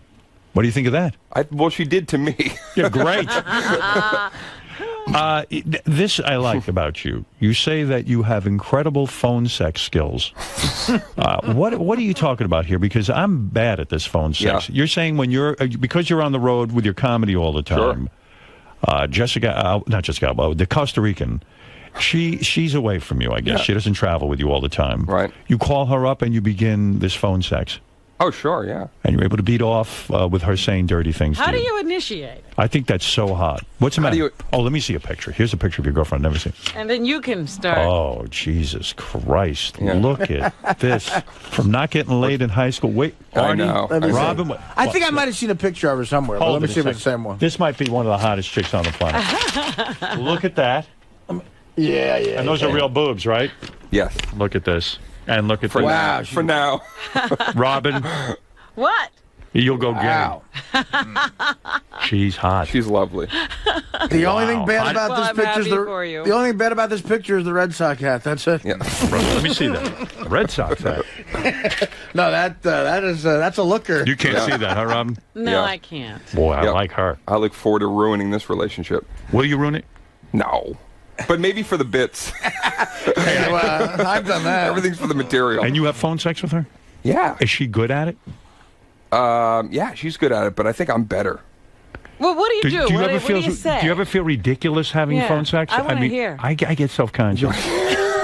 Pretend you're talking to Robin on the phone. What do you mean? You get nude in the bed in the hotel? You know what it is? It's just, first of all, I have a very wide vernacular, so I know a lot of interesting You watch words. a lot of porn.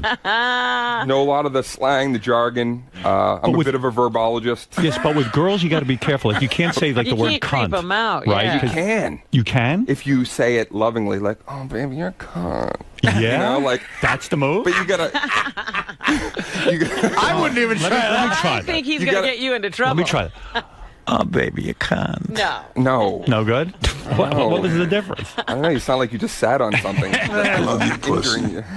No, I mean, you got to be really careful because I know my wife. She gets Girls love confidence. So if you're confident even in your phone sex, that's why it's like you can be a comedian and be butt ugly and get laid, because if you have the confidence to make a room full of people laugh, women respond to that. How do you get into it? Do you just say, what are you wearing? Cunt. No, I go just... What are you wearing? Love that flick. Do you open with cunt? What do you open with? If you don't mind. Song. Okay. No, but what do you say? Hey, how was your day? Blah blah blah, and then you go, oh baby, this girl's very very good looking. I can see why you want to engage her. But what is the line? How do you get the move in? We do some role playing sometimes. Sometimes I pretend I'm a super spy. I'd be like, I've infiltrated the base, and I know where you are. Yeah. See, I would keep that phone call going and call the cops on the other line. You what? You infiltrated the base? I'm moving out. I have the president of Costa Rica tied to a chair, and I will murder him if you don't suck my balls. I'm sucking your balls. I see. Please don't kill the president. Please don't kill the president. The president of Costa Rica is changing the whole world. See, when I role play with a hot chick, Wait, there's a woman on the phone that wants to have phone sex with you. Right now. Let's see the skills. Hi, honey. Hi. That's a dude. How are you? That's a guy. Talk to her and give her some respect. Go ahead. Guy. That's Gary or something with some voice modulator on. Go ahead. Talk to Dane. I'd like to help you come. You're 75 years old. You sound so youthful. Oh, my. I'm ready to fuck. Oh, my God. Can't get into it? I want to tickle your prostate. Oh, she sounds like a Haitian lady I used to work with at the nursing home. Can I put my finger in your ass? All right, honey, you're not turning him on. That is horrible. But that is amazing. It's some girlfriend you got there, Yeah, huh? she's cool. What does she weigh? Probably nothing. What does she weigh? I mean, unbelievable. Yeah, she's pretty thin. How do you meet a girl like that? I met her... Jennifer Aniston's house? Huh, what? I don't know, party. I don't get her. No. No, I met her at the Comedy Club, of course. No kidding? Years ago. She was at a show and... Yeah, she worked there. Look at you. That's how it goes. By the way, you can see Dane Cook and Friends tomorrow night at 7 o'clock at the New York Comedy Festival. Is that true? It's in Madison Square Garden. That's it. Who's the Friends? I mean, just different comics you respect? Bill Burr is going to be there. A lot of guys I started with. Kind of the group I came up with. Robert Kelly, Gary Gulman is going to be on the show. And then I get some remote stuff from George Lopez, Sarah Silverman. I asked Artie if he wanted to swing in and do a set. I said, even though we're not friends, that was very nice. Dane Cook and acquaintances. Guys I kind of know. Guys that are not. Is the garden intimidating in the sense that it's such a big room? I mean, how do you play to the garden? That I was telling Dane that the biggest room I ever played was for something called Comics Come Home. When I did Rescue Me, Dennis Leary asked me to do something with him, a charity he always does, and it was 7,000 people. Wow! And because of being on this show, I'm able to do 4,000 or 5,000 sometimes, which is unbelievable. Yeah. But it's so, when you come up playing 300 or 200 or even 100-person clubs, the timing is so different. It's like when you get a laugh, you almost have to wait for the wave of laugh to come down, and then it affects you. Dane, there's not too many comics who play 20,000 seats. Maybe 4 in history. Yeah, how did you learn how to do that? I mean, you went from small clubs to boom, 20,000 seats, no? No, because like I said, man, this is 20 years on New Year's Eve. Okay. And so all through late 90s into 2000, I was doing all college stuff at like 10,000, sometimes seaters. And wow. I was building up a fan base for a long time before, people thought I was an overnight whatever. No stage intimidates you, huh? No. Things sound good, aside from losing 11 mil. Things are good. Yeah. Girlfriend didn't threaten to leave when she heard you lost 11 mil? No. She knew I had a few bucks underneath the mattress. She knows you have a couple of mil left. That's pretty good. You ever worry with a hot chick like that? I mean, when you go on the road, do you ever get jealous and worry that she could be fucking some guy on the side? No. No, you can't think, that would be terrifying. I used to think like that. I was the paranoid guy for a long time, too. Now you're secure. Yeah, checking in every hour and all that stuff. Yeah, it took a long time to get through that crap. What's the longest time you've been separated from this beautiful girl? We were on and off for a little bit. On and off for a little bit? I was off for a year and dated some pretty amazing women. And then once I was done with that, back into... You broke up with her? Yeah. And then you said you went out and dated? Yes. Couple of hot chicks. I had to. Here's the thing: is when you're like the homely whatever kid in school. I told my family, I go, I want to date the most beautiful women in the world. Right. And so my goal when we were on this break, and then I was, kind of hanging out A-list, for a minute doing that. I was like, all right, I'm going for it. Who you date? Like famous chicks, right? I don't really. I will for you tell one person who nobody knows that I dated. Who is it? Nice. But I can. I share. I can't get too. Who is it? Oh, Howard meant share. Who is it? The hottest woman in the world, very talented too. I'll give her props. Was the Pussycat Dolls? Yeah. Nicole Scherzinger. Yeah. Yeah, the lead singer. You were dating her? Yeah. Nobody knew for about 7 or 8 months. And that's a hot chick. Yeah. Yeah, so what happens there where you break up? What doesn't? What? No, I'm saying, why break up? If it's that good, sexually was good? Well, because at the same time, it's like, Hollywood and people that are like, I don't want to date me. Right. And she was just really very driven, and you can't be with that for a long time. It's hard. You don't want to be on a break. You don't want to be on a break and have it be like, I just want to fucking come home and sit, play some video games and have your girl be like, oh, I'm in Morocco. Right, you want to be with her. You gotta come see me. I'm in Nice, France. Hop on the... It's like, I'm a homebody. When I'm not doing shows, I just want to relax. And this girl, she's with you. But that was it. It was like, okay, she's cool. She's, fan of my comedy. Make her laugh. And then, make this dream come true from this awkward kid of, dating one of the hottest chicks for a Man. minute. Sounds good to me. Yeah. But everybody's happy now. Wait, somebody else is on the phone wants to have phone sex. No. Maybe this will work out better. Let's try. Howard. Go ahead, honey. Hello. Okay, what do you want to say to Dane? I love a hot load on my face. Wow. Well, who doesn't? Ultimately. Right into Join the it. club, pal. You love a hot load on your... With his dick in my mouth. I'm sorry, what was that? I once sucked a black cock. Oh, it was so big, I puked all over his balls. You sound very pensive. I don't think you got it, Hot Buns. Hot Buns. You don't want to... Talking. I'm getting ready to come. All right, easy Oh my does God, it. is that the computer voice from War Games? That is unbelievable. Do you want to play a game of chess? Jim, go ahead. What do you want to say? Hey now. Hey now. Hey Dane, big fan, man. I even let my kids listen to you. ages 16 to 9, man. I don't care. You're just friggin' hilarious, even though Artie doesn't think so. Oh, Artie, you don't think I'm funny? I never said that. Go ahead, Jim. I'm only kidding. Hey, Howard, did you ever see Dane's movie, My Best Friend's Girl? Yes, with Kate Hudson. Fucking hilarious. So But she admitted though that Dane, that you guys hooked up. she admits that the two of you had sex? This is a first. Why would I? He's embarrassed to you have banged her, deny it? obviously. No, unless I had cheated and I was trying to hide something. But no, man, I didn't. We did not have a dalliance. He would be the first to admit it, I'm sure. She had a boyfriend. Well, she was with Dax Shepard. Let me tell you something. Sounds like a good life. I Sounds can't like complain, you're living man. the dream. And you know what? Now I finally got to say I did Howard Stern. I'm so glad you came in today. I've been trying for years, man. Wow. I told Gary I was sending my first CD 10 years ago. You happen to be a great guest. Oh, thanks. You talked I'll about be funnier stuff. next time. This was a good interview. On a scale of 1 to 10, I'm giving you the 10. I bet you the audience would too. All right. I'm telling It you. was a funny thing happened. I don't know if Dane remembers this. A couple of years ago, I was in Boston. I was doing a gig for the great Bill Blumenreich, we both know, promoter up there. God rest his soul. And I was in front of my hotel in the car waiting to go to the gig. Right. And it was kind of a rainy night, and I was tired on the road, didn't want to go to do this gig and everything. And I guess Dane was in a car right in back of me, and he noticed me walking in. I had never met him, and I hear a knock on the window. And it's Dane Cook, and he said, "Hey, Artie, I just wanted to say hi." And I said, "Hey, Dane, how you doing, man?" He goes, "I'd love to come on the show sometimes, or Howard like it, blah blah blah."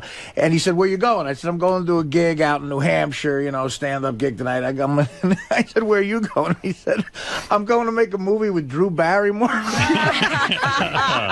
He was on his way to the set of like an $80 million motion picture. Hey, Dane, are you friends with these people in the sense that like you go to their parties, like you don't party with Drew Barrymore's house? I imagine there's a real wild scene going on. No, man. I'm like, I do my shows and the show's over. I'm kind of homebody, Yeah, but when you live in that's LA, what I was wondering, because you were talking about making these friendships on the sets. Do you keep I did these that friendships? when celebrities were like I used to hang out at the Laugh Factory, and like you'd look and like Bruce Willis would walk into the club next door, or like Halle Berry. That's what I'm talking about. I did that, But then, you don't get to go change, and you're Spencer. You don't hang out with Spencer and fucking reality. I don't mean that, but you don't get to go to Angelina Jolie's Christmas party at Brad's house. I get invited to a lot of stuff, but I'm selective. I don't. I've never been invited to Angelina Jolie's. You don't go to David Arquette's house every Sunday in Malibu for the big You're party. not playing basketball with them? You don't play at Gary Shanley's house? Oh yeah, the big badminton tournament.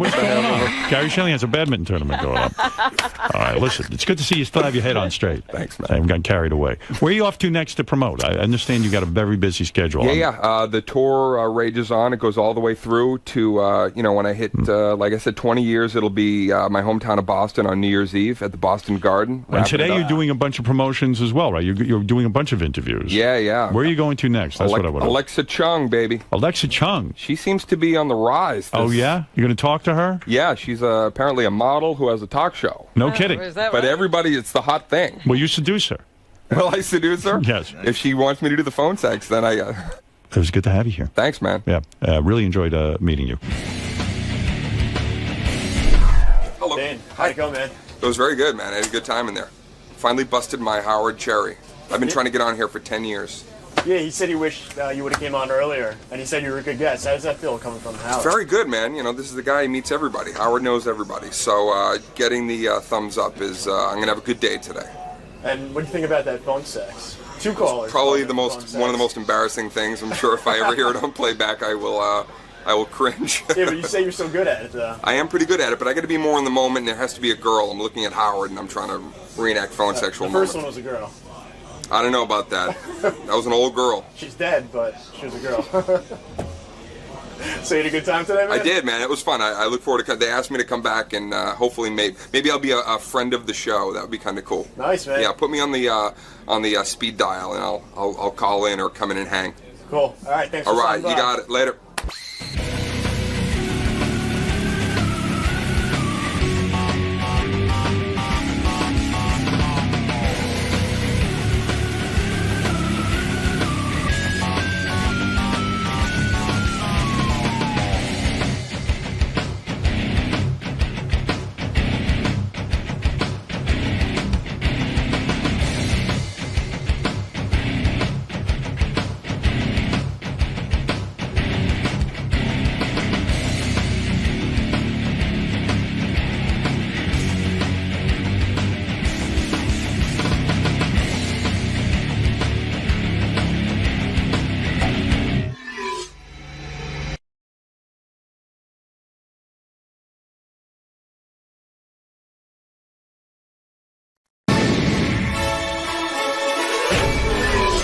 This is a Howard TV original production.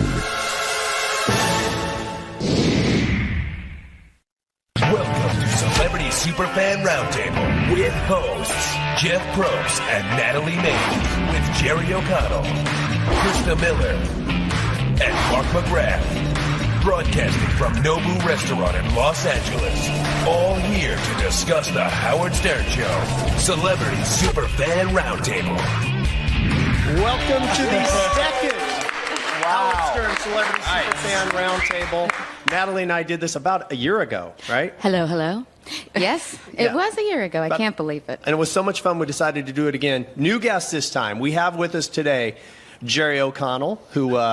I've been a guest. Hi, guys. Thank you so much for having me. It is such an honor here, and I just want to say Lisa Glassberg is here, and I saw her take a shit here at Nobu. You did? A huge steaming shit. Have you ever seen Steve Langford's huge penis? No. I have not, no. It's huge. I think How did Mark you get has. that black eye?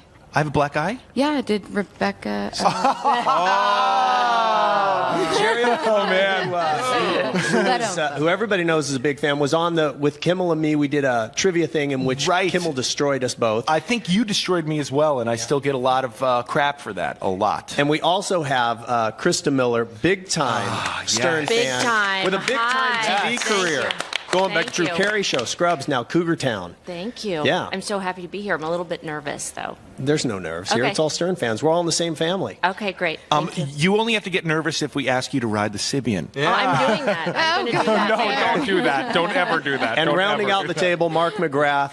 Thank you from, for your call. Sugar Ray and Extra. And now back with Sugar Ray with an album that ties into Krista's world, which is music for Cougars. That's right. I canceled a county fair to be here tonight, so I'm feeling good. And I guess Jillian Barbieri was busy. So thanks you guys for having me. And we should thank Nobu here in West Hollywood for having us once again. Richie Notar. Before we get too far into this, I want to establish everybody's credibility as a Stern listener. Okay. So, things like where we listen, how often we listen. Krista, when do you... All right, well, firstly, I grew up in New York City, and my mom is young and cool, and I have listened to Howard for forever. And there is nowhere I go in my house that I don't touch that keypad and satellite comes on, and then sometimes I have to press it again, if it's on 101, if I've missed the morning show, and then it's in my car.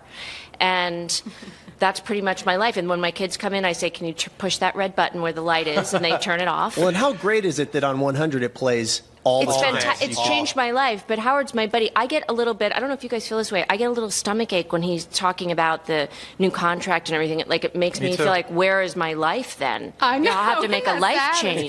Yeah, it actually, I have to tell you, I have a different reaction. It makes me a little angry, to be honest. I feel like, and I'll tell you why. Okay. I feel like, and I've really thought about this on the way over here because I knew we were going to talk about it. I feel like Howard invited us all to a party, and that's satellite radio, and said, stop listening to terrestrial, come over to my house, I'm going to throw a fucking kick-ass party. Right. And he did. Right. And we all installed it in our cars, our houses. Now we live by it in our houses and our cars. And now he's saying, I'm going to blow this fucking party. I'm out of here. And it's kind of pissing me off a little bit. And I think it's a little rude to us as people who pay for this life-changing service And also, I got to tell you, I feel bad for guys like Jason Kaplan and like JD. But he and hasn't said he's doing anything. And I understand that, and I realize it's a negotiation tactic and all this stuff, and obviously it's dealing with people who are a lot more powerful than I even can imagine. But there's something that's like, I kind of feel like, I mean, maybe he's pulled Gary aside and told him what he's doing, or Tim Sabian, but I feel like we're owed just like, look, this is what I'm going to do. This is kind of where I'm going. I feel like we're owed that. We all came over. We all changed our listening habits. We did what Howard told us to do. And Like now good we're little owed. boys and Now we're owed an explanation. He can't just leave our party without saying, "Hey, man, I gotta go. I got this other party that I gotta go to." He said he would do it for 5 years. We all knew that was what the contract was. We pay. I'll go wherever he goes, and I $12 personally nothing. You kidding me? A month? I get more pissed at Sirius for the way it seems like they might be treating him, or just the stations. I think they need to wear a better hat and know their direction, because I'm sorry, it's not music. I can listen to my iPod. I can listen to a million internet channels and just type in one artist, and then it'll give me an entire playlist of that. They need to have content, and Howard is serious. Well, Natalie, what would you do without Liquid Metal, though? That. What would you do without Liquid Metal? You know, I mean, come on.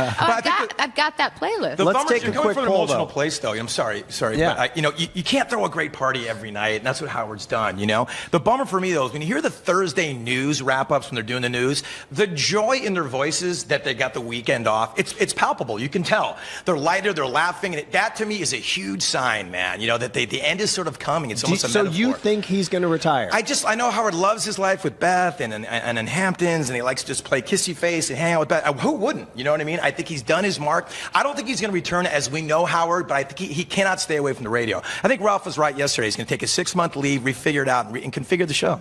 Natalie, do you think he's going to leave?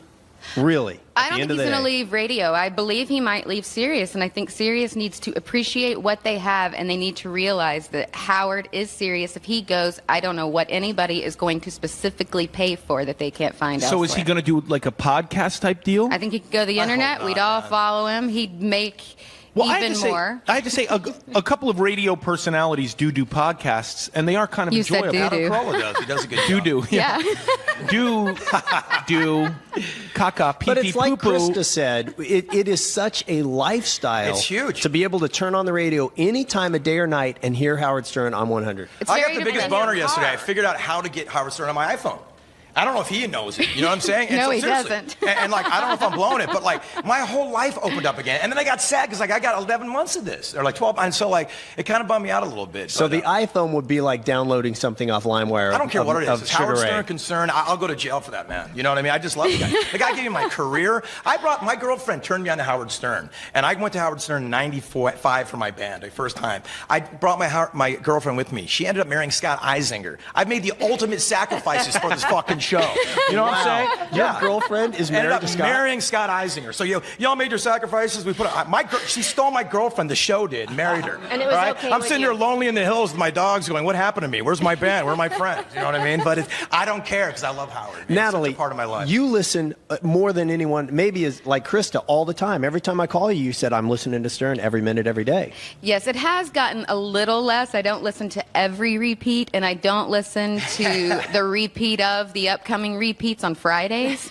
Whoa, let's talk about that. Yeah, Wouldn't you also please. be less pissed if just when I don't think it's so much that people get mad that Howard takes off. It's the live It's program. it's what's left for us when he's gone. Like, they just really need to do more programming and things that we want to listen to, because the big breaks have gotten better. There's specials that they've created. I enjoy them. They're really interesting. But then sometimes it just seems a little Well, I'm in the bit- minority because I don't catch every minute of every show, and I like dare you. Fridays Well, and the weekends. Bring the because I Friday can- show back. I need a new co-host. Because I can get caught up. Your special prize. You got a job. If it's a very busy week for me, because I don't have it, I know it's terrible, in my bungalow yet. They haven't thought that was a necessity. When's your contract at up? work. Not a Yeah, real when fan. I renegotiate, I will get that, but I don't have it. And so then if I miss on the weekends, then I can catch up a little bit, and I'm a little excited. that I haven't That's good. seen. No, they can do a repeat, but Friday we get to hear everything we just heard, and then Saturday with a couple JD observations in between and I love the guy, but I'd rather hear Chuck Zito for 6 hours. That's like some live content. What remember about how this? excited I heard because Master Tape Theater was coming back, and I hear the old tapes, and it doesn't have that zing because the new show is flying on all cylinders so radically. Hearing something from '86, Todd Bridges, it's like, all right, man, you know what I mean? I have to tell you, the vacation time this summer really made me angry. Hurt me bad. And I'm sorry to be angry guy here and saying how many weeks did you take off this year, O'Connell? I didn't take any time off. I have kids now. I sit at home. Yeah. We all listen on the internet. We listen in the car. I mean in life. Did you take any breaks? Because I sometimes hear Howard saying, my kids' first words were "pop pop boo." I don't mean from the show. How was your kid? I mean from your job, where you take a break from what you do. When I hear people call up and say, Howard, what is this, man? You take a day off? And he says, I do 5 hours a day every day. I understand, but it's 4 days a week. Off. Listen, I'm the last guy to... 4 days, it is a whack. And they work 4 or 5 hours and they go home. Look, they work their ass off and I love what they do. But I used to move drywall. That fucking sucks, man. 12 hours a day. It's their job is tough and they got to create content. I get it. But, they work 4 days a week. What if they went to afternoons? What if Howard didn't have to get up anymore? He comes in at noon. How would that change your listening? Not one bit. I think it would be okay for me. I would just, because if they're replaying it, although, it is my morning routine. Buddy. But sometimes I have to be late for work, so my morning routine is at noon. So I think I'm okay. Would it make it less topical, Natalie? Yes, I think it's kind of how it is listening back to the old shows. The news changes minute by minute in this day and age. But the replays are so they do it so much. You're not going to miss the show. You're going to get the show. But in terms of that in the morning talk about what happened in the evening, you're going to miss a little bit of that topicality. You would. I just say, and I'm sorry to be this guy. I'm apologizing to Howard. You're never getting invited to the house. I want to apologize for everyone, but this is a forum where we can talk about our issues. Yes. Radio is a daily medium. We get up and go to work 5 days a week. Well, me not lately, but most people get up and go to work 5 days a week. Not this group, really. You need that much like you stop off at a Starbucks and pick up a coffee. You need that morning show every morning. It's a routine. Even the Fridays, and I get why they take it off. I realize it's very tiring and everything, but I need Fridays. And while this program is great, I listened last week when Ralph hosted the Superfan Roundtable. Yeah. Oh, this program's much better than that one. But yeah, listen, go ahead. I'm a big Ralph fan. I love Ralph too. I love Ralph. You think about it from the other side. Been doing this show for a long time, very successful. Letterman takes off days, Regis takes off days, lots of people take off Fridays. They get to a point in their life where, you know what, I'm pretty successful, I'm pretty good, I'd like to have a little different lifestyle, and I'm trying to figure it out. Fine. I was a little bummed at the deceptive quality of it. When he first started, he said, we might take Fridays off every now and then. Do you remember that? Oh, yeah. That's... It was never, I just want the information. If you said, look, I'm never coming in Friday, not a problem, I'll readjust my schedule. And he'll never tell you, next week we're off on vacation. You'll never, ever hear that, which is fine. I get it. It's gangster. He's doing his thing. He's keeping listeners. But I'm such a fan. Just give me the info. Keep me in the circle all day. Keep me in the circle with the info. Yeah. I'm of the opinion that it should be every day. And I am sorry. too, dude. I apologize, but I'm of the opinion that radio is something that. Krista, what do you weigh in? Look, I was Final dying. comments on I this wanted to go topic. back to work full time, and we work 3 weeks on, 1 week off. I am so happy for our hiatus week, and it's really tiring. And also, you can't compare drywall to Howard's done his drywall. You're right. And now you work to a certain point, so you don't have to do Natalie, drywall last anymore. comment. I just want to say, Howard, out there, if you're listening, I know you're going to think we're all doing the negative and being very down. Just Jerry. And I just want to say, it's flat. He should take it as flattery that we're all so passionate to want to need him in our lives. We're on the verge of losing something so important to us. So I'm going to fight for it. I'm going to fight for it. I hope Howard doesn't relapse on heroin. Yeah, let's move into our favorite former heroin addict, Artie, and talk about the latest. Last time we did this, there was an episode with Artie. What was it? I think it was it the... Where were we? Which one? Fight? I think it might have been the fight. The big battle that happened? The big battle. And everyone thought he was sober, but me. So what is it about Artie in general that makes I think everybody here root for him. Whereas if he worked at Yahoo, he'd have been fired years ago. It's the everyman quality that Artie has that we all love. We see a lot of ourselves in Artie. I certainly do. Yeah. You know, and I just he's the guy. He's the guy in the show that you feel like you really go out and have a beer with. And like everybody's like, Howard, you should discipline Artie, and like that's not his job, man. Artie, you know, Artie's a grown ass man. I think they give him a long leash to really hang himself. I don't think Artie's done with his whole journey either, if you know what I'm saying. You know, I think he's gotten a lot better. He's lost the weight, but there's just no consequences for his actions. Sorry, you guys, I was in bed, bummer, and I get it, man. I've used those excuses. You know, I get it. Does this come with Jeopardy years ago? Does it come with being a creative person? He's just so likable, and probably all of those things, and creative as well. He does so much for the show. Right, and I think the drug addiction is just one part of why he does what he does. I think whatever goes on with him mentally and why he sees a therapist, and it sounds like does he? Yeah, I believe he is. Okay. I see the difference in Artie you're right. now. You're right. The Artie a few months ago was so aggravating. He was so negative, Jerry. And no, just kidding. No, I was listening. Sorry. No, I'm saying aggravated. Oh, like sorry. He was really on edge, but and really annoying. And then he did after the last hiatus, he did come back as I thought a more truly adjusted person. Krista, describe the difference between Artie when he's fully there and when he's not.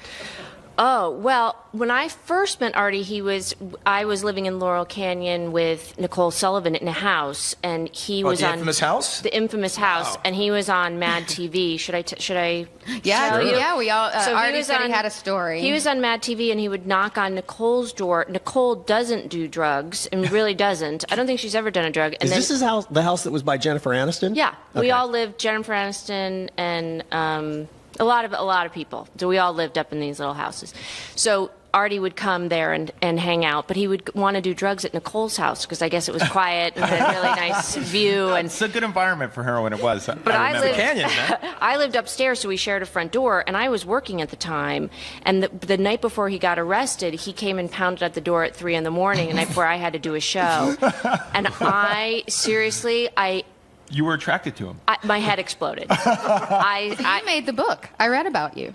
I don't know if I'm in the book. I thought that story's in the book about the upstairs I don't know neighbor. if your name's mentioned, but Nicole. Nicole's house, and I think she had a roommate. I think it was mentioned, but not. There was another girl that lived downstairs. It was all girls living up there, and Artie just wanted to sit. You could see other people's houses from the balcony, so he would just be there and do drugs. And then I woke up at 7 a.m, and he was out on Nicole's balcony, which is underneath my balcony, drinking and doing drugs, singing me and Bobby McGee. Yikes! And then he got arrested. Been there. Well, and when you listen, Jerry, when you listen on the radio.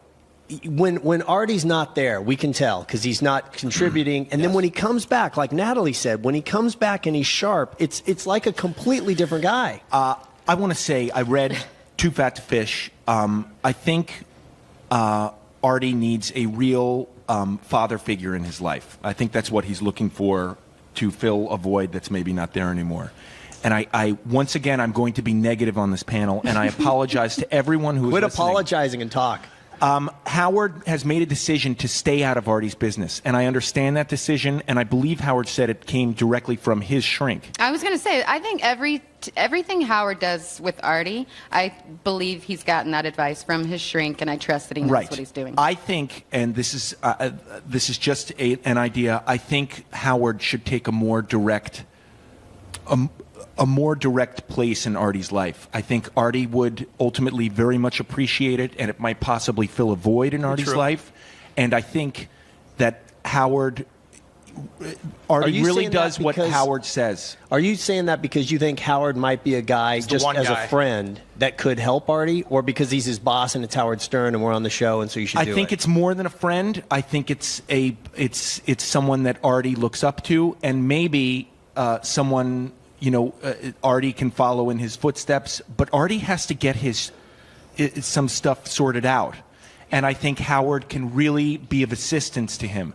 And when people have problems with addiction, it's usually someone who assists them and helps them in these situations. And I think that's what Artie needs. But Dr. Drew, Dr. Drew sounded like I was surprised that Artie had been speaking to Dr. Drew, who I really admire. I really like him. I think he's a very smart man. Comes from a good place, you know? Absolutely. And remember how antagonistic Artie was with Dr. Drew? It was a revelation this week that he called over the weekend and had a dialogue, and they were like hugging and fake best friending for a while. You know what I mean? I was blown away by that. To me, that's a huge sign of improvement. Well, and he's got a girlfriend that he's girlfriend. referring to on the air. Well, and the last time Dr. Drew was in, I believe that's when Artie claims he had bought urine in his pocket at that moment, at that very time. So he was using last time. Yeah, he wasn't in the mood to hear any of Dr. Drew's. All right, who do we got? Jim McClure.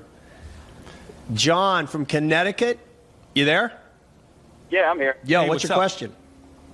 How you doing? I just had a question for Mark McGrath. If he would do Stern fans worldwide a favor and throw Lisa G a bone while you guys are out there all hanging out. Dude, you should see how hot she looks. I'm staring at her right now. She's got her leather high boots on, and like it's under explored how really hot and fine she is, man. That is true. I also want to talk about his obsession with Jay Leno. It's a little weird, man. It's like weird ex-girlfriend talking about ex-boyfriend. Well, it's angry. It's been done wrong by him. But I understand well, and that. also that experiment is horrible. It's shit. Howard's and he's right totally about right. all It's of his ridiculous, opinion. and it looks like you're watching someone drowning. But don't you it's guys like a silver think... platter for him too, because he already was angry at Leno, and then he got this. It's just pounds everything. Mark, you write 3 or 4 songs that the Sugar Ray fans love, and then somebody blows up on a different venue with your music. Yeah. Aren't you going to be frustrated that they're? I'd be honored if it hasn't happened yet. Yeah. But no, of Your course you bids? would be, a little bit. But I mean, and it's a real a palpable case with Howard Stern. I mean, like Jay's stolen his bits straight up, man. And then he cherry picked one of his best guys on his crew. How could he not be bitter at that? You know what I mean? Well, and I think what it is Howard doesn't respect somebody like that. If you're going to do that, then stand behind it, admit it. Don't say, oh, so and so was doing that forever ago. Right. I wasn't. I'm not stealing. Just say. Like the Steve Allen argument. We thought it was funny, so we're going to do it again. It's great. Yeah, on it's a this great show. bit. Yeah, just. That's all you got to do. That's the major piece. I have to tell you, I think it's something a little deeper than that. Tell us. I think Stern wants to make the move to television, and I think he should. I think he'd be great, and I think there's a change in power in this late night world right now. I mean, everyone's getting in on it. Wanda Sykes, George Lopez, everybody. Monique. And I think Howard feels like he should be a part of that. And I think guys like Leno, Letterman, I mean, these are guys who all came up. Stern, Seinfeld, these are guys who came up in the 80s. The 80s was their decade where they honed their skills. And now they're reaping the benefits of that. Well, and it does sound like at times Howard has what a lot of performers have, or creative people, is this feeling that you can do anything. Yeah. And, he can back up a lot of it. He's written best-selling books. Yeah. He starred in a really great movie and gave a good performance. He's done TV. He does have a TV show, has had TV. So, but... Does he have the energy to pull off a show like that, though? You know what I'm saying? Here's what it also is. What I think Howard is doing at Sirius Radio is groundbreaking. I feel like I'm part of a groundbreaking movement. I feel like I'm part of like a revolution. I mean, maybe it's those promos that got me all hyped. But I mean, I feel like I'm part of something that's new, and I'm going to tell my kids, hey man, I remember when you couldn't curse on radio, and then Howard came to radio. And that's when, I mean, it's going to be like when, I remember when War of the Worlds came on the air and how crazy that was, and we all thought it was a real war. A guy like Howard, I think, is just, he's someone who's perpetually unhappy. And he sees maybe a stock price or blah, blah, blah, and thinks what he's done is not successful. But he is so fucking wrong. Which is why I don't want him to be retiring. happy. I don't want him to be happy. But that motivates his genius, that anger. But what he's done at Sirius has changed, as far as I'm concerned, my life and lives of everybody. Absolutely. Here's what I want to know. He gave me a career. How little could Howard be on and you would still keep your subscription? 5 minutes a week? Yeah, absolutely. 2 days? 5 minutes, really? Live Howard Stern? Special 5 minutes a week. Amusing about the weekend? See, you are handing him his cards. 5 minutes, I would slowly stop listening. I've got too many ways I can I'll take steal whatever that I can get. Is anybody following or have a big opinion about Robin and this complete new lifestyle and her trying to transform other people at the show? the vegan thing, which, first of all, vegan, I hope you're not vegan, Natalie, because I just No, but I like was a you so vegetarian much. for 8 years. Because I just find them, and I love This Robin. is more than a vegan. This is a complete, everything's lifestyle, different. What is the difference between vegetarian and vegan? Vegan doesn't have dairy or something else. No Well, dairy. I just have to tell you that I always worry when Robin keeps telling people about the colonics, because my stepmother went to one of those spas to get a colonic to do the whole thing. She got a bacteria in the thing, right? In the pooper? And she almost died and had to have a colostomy bag and almost died. Because It's a bad every look. doctor tells me you don't need ever to get a colonic. Your body does it naturally if you eat well. Twice a day. Yeah. And I just can you imagine dying having your and they'd take all her intestines out. I think it's very dangerous. Found a quarter once in my colonic. I've actually had a colonic or two. Oh, in my day. goodness. Yes. I Did brought everybody a table just if envision anybody Natalie wants to. on the side with a big tube? I did. You did? Well, that's what you hope when you go to one of those places. I hope they're picturing me like this. But you would be amazed how much shit is in your colon. It's days and days and days worth. You have to completely clean it out. Have you ever had a colonoscopy? No. Well, Right you in the have wheelhouse, to though. empty out your colon Right to in the have one of wheelhouse. those. And I was just like, this is disgusting. I cannot. We're literally up to our chins and shit. It's dirty business. But wouldn't it come out? It would come out It does, eventually. but I You're think just it's doing good it to one cleanse day. it, and I think it's working for Robin. And I really strongly believe that our food and our environment is what is making us so ill, and what is making kids have more learning disabilities and behavioral problems. And to be honest, I don't trust when a Western medicine doctor is very matter-of-fact about anything, because 20 years ago they didn't know what they know about cancer or anything. And so to be matter-of-fact about a certain thing, I just think is ignorance from a doctor's point of view. I think they should absolutely. constantly be reading I'm and still wanting back to on the learn. fact that and- you're the Dixie Chicks, one of the biggest stars, in the world, is walking in and laying down on a table. And I've seen those tubes, those big dirty. They're usually dirty because someone else. Oh, man. Aren't they? That's the cheaper places. They better clean that. What's that has a happy ending. All right, here's It's a good what's place. what's the biggest ripple effect that you felt or experienced as a result of being a fan on the show? Maybe something you said on the show, maybe like this story, and now your UPS guy will say, hey, so you're getting colonics. Because when the people who listen to this show He are helped me loyal. put my table together. Oh, no. Have you ever told a story? Name droppy story that I could tell about that. Yeah, when I was on last October and talked about Michael Jackson coming to my Halloween party, the people that brought Michael Jackson weren't thrilled, and I just thought, and I didn't even say anything bad about him. Why weren't they thrilled? Just the mention that he was anywhere? Yeah, and I thought, well, this is my party. He was here. It's my story. I should be able to. Yeah. And how does tell that my happen? story. Does somebody call you, your publicist? It was like people email somebody, and then they email Adrian, my husband, and then Adrian tells me, and I say, huh. And that's about where it ended. And now Michael Jackson's dead because of me. No, Jerry, you have taken a lot. You share so much on the show, and it Yes. ends up everywhere. Yeah, it's funny.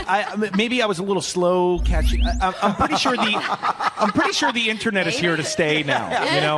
But I think back when I told these stories, I was like, the internet, it'll be a fad, it'll be in and out. It'll be like ham radios. Nobody will use them anymore. But I'm pretty sure internet and computers in general are here to stay. And so when you do tell a story, I do have to say, if I come back on the show, I have to be real careful about what I say. You can't, though. That's the rule. You can't break. It's a cardinal rule. You can't break, Jerry. Then don't let us down, bro.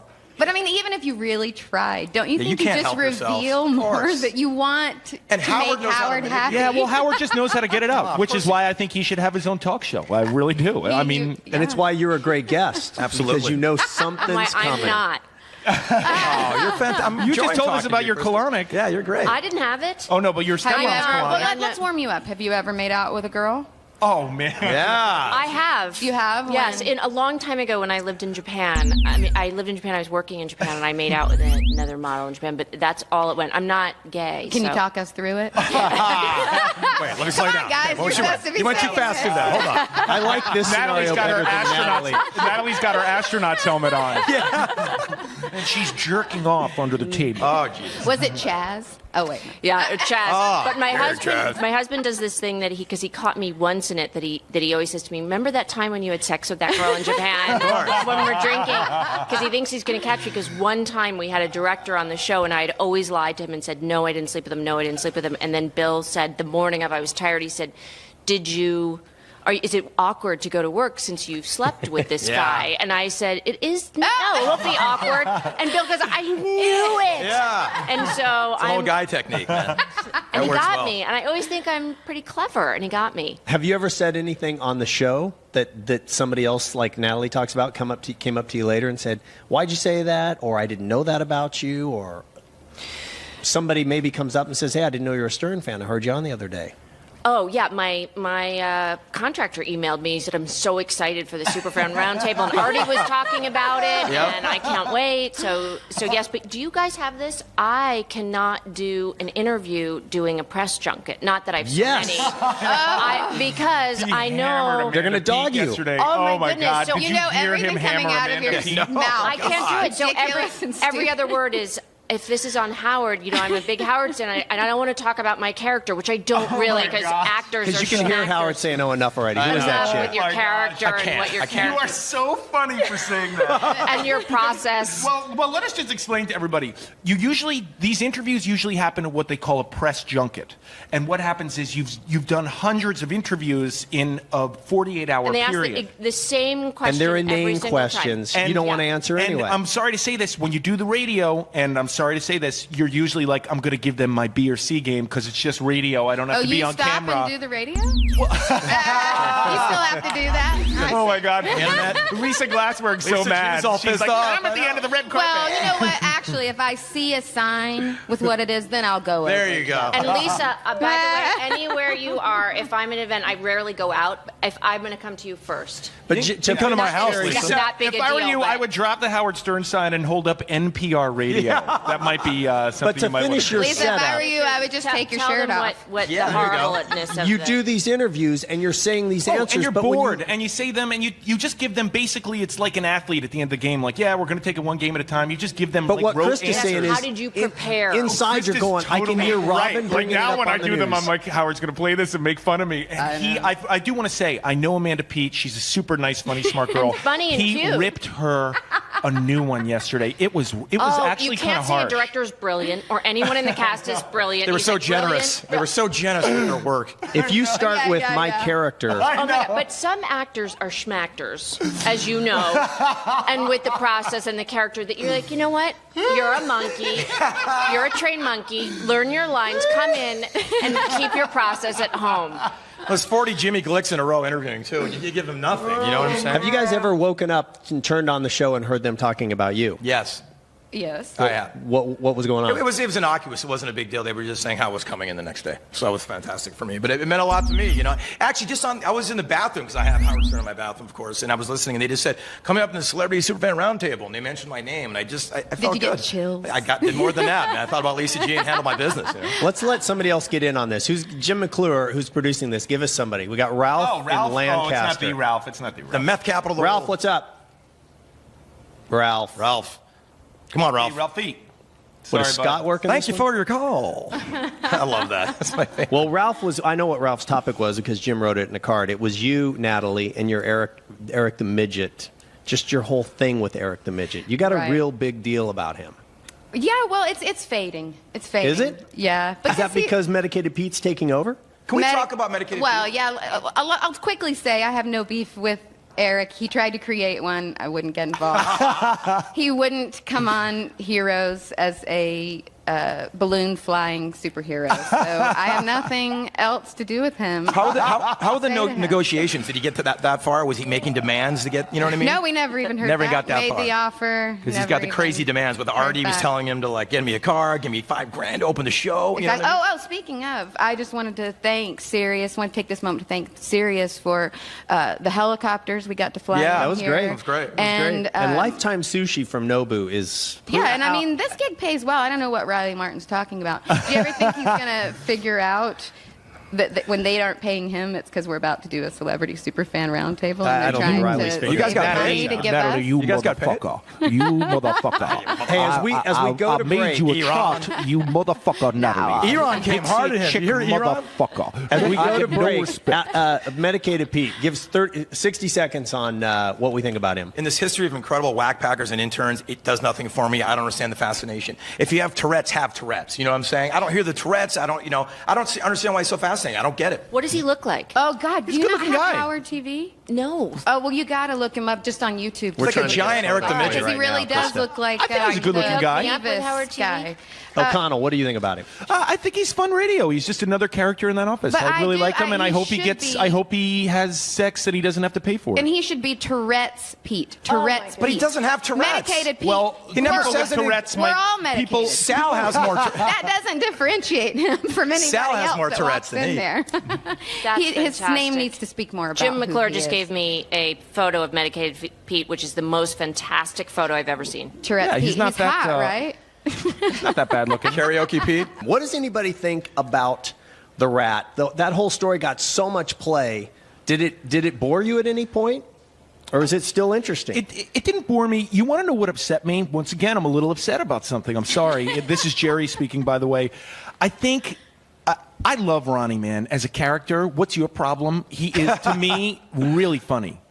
He just And the cracks me up. grammar and the limited vocabulary is fantastic. And the Two hosting problem. at Rick's. when Two he problem. says, Well, and he's Fuck, the come on. easiest person to I think get he's riled really up funny. of all time. But in all honesty, I think they got to lay off him a little bit. He seems like a beaten man. Like he's not able to roll with these jokes like maybe Delabate is, or maybe Artie, or just these other people. I think he's really like hurt. Taking his show away killed him. That hurt him so much deeper than we even know. You know what I'm saying? Especially coming from JD. Did anyone hear the show? Doesn't matter. The though, show Natalie. is awesome. I never even heard it. Nor did I. And More then- Tuxedo, by the way. More But Tuxedo. better yet, did you hear Tim Sabian's excuse for why it is good?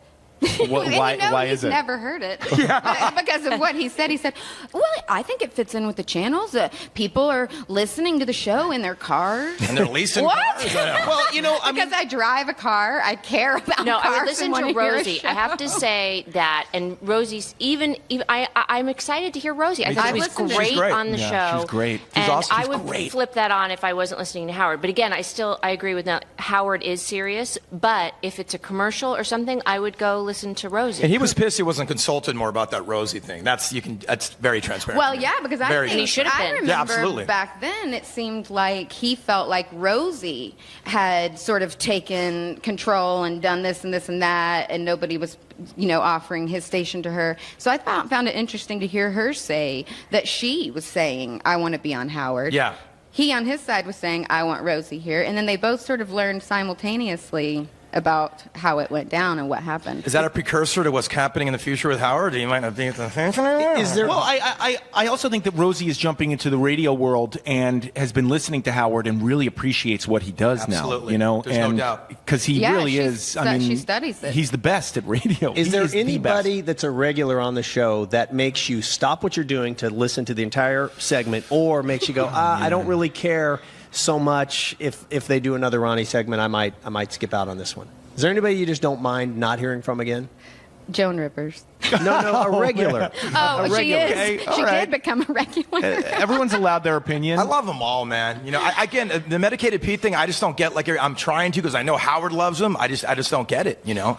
I'm trying to. And the rat thing, really, and the rat thing. If I could just wrap that up, I think there's sort of an inner working, that's sort of an inside joke with that email chain that they have. That as the audience, we're not privy to what that means to them creatively. So I didn't know what the big deal about the rat was, and it got there was a lot of layers to it that I was trying to figure out. I was on marksfriggin.com last night trying to figure out what this whole rat rat thing was. And I think that might be the compelling thing about it. We don't know that whole email chain to go through in the creative aspect. Well, and there aren't many worlds on Howard that you listen to that you don't feel you are a part of. That's right. Everything's public. Absolutely. And then suddenly there's an inner sanctum where some people get emails. Even Jim McClure has been on the show for a long time. He's and not in the chain. This says, I'm not on the chain. I'm not privy to that. I bet it's probably like the feeling I had when I caught my parents having sex.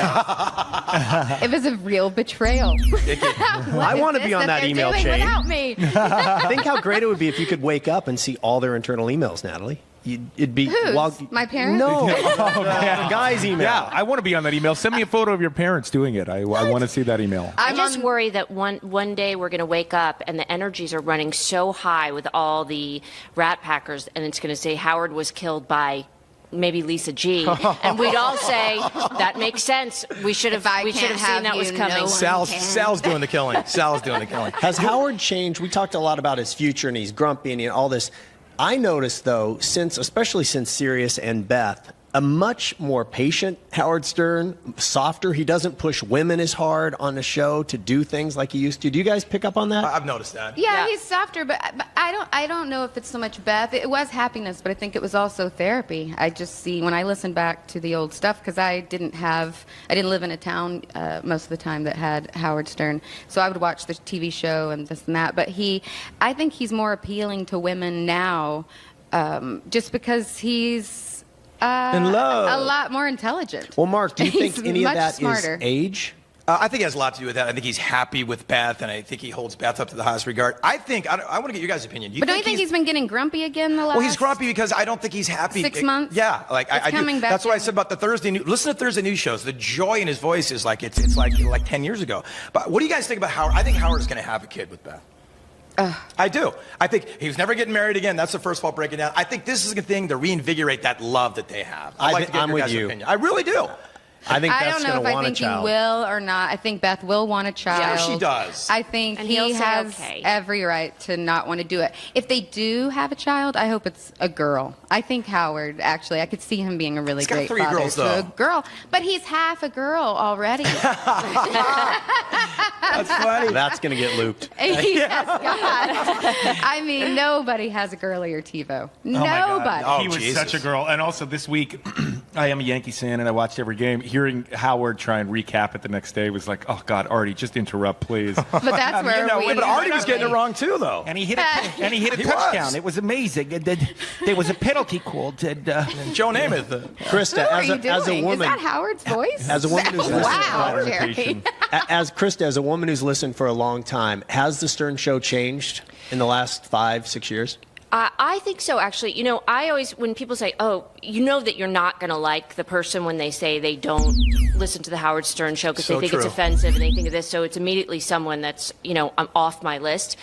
But women, they're not dragging women bound and gagged into that studio. They're walking in of their own accord. So, you know, they want to be on that show. But I do think it's he's nicer, and he also, I feel like, has an awareness of.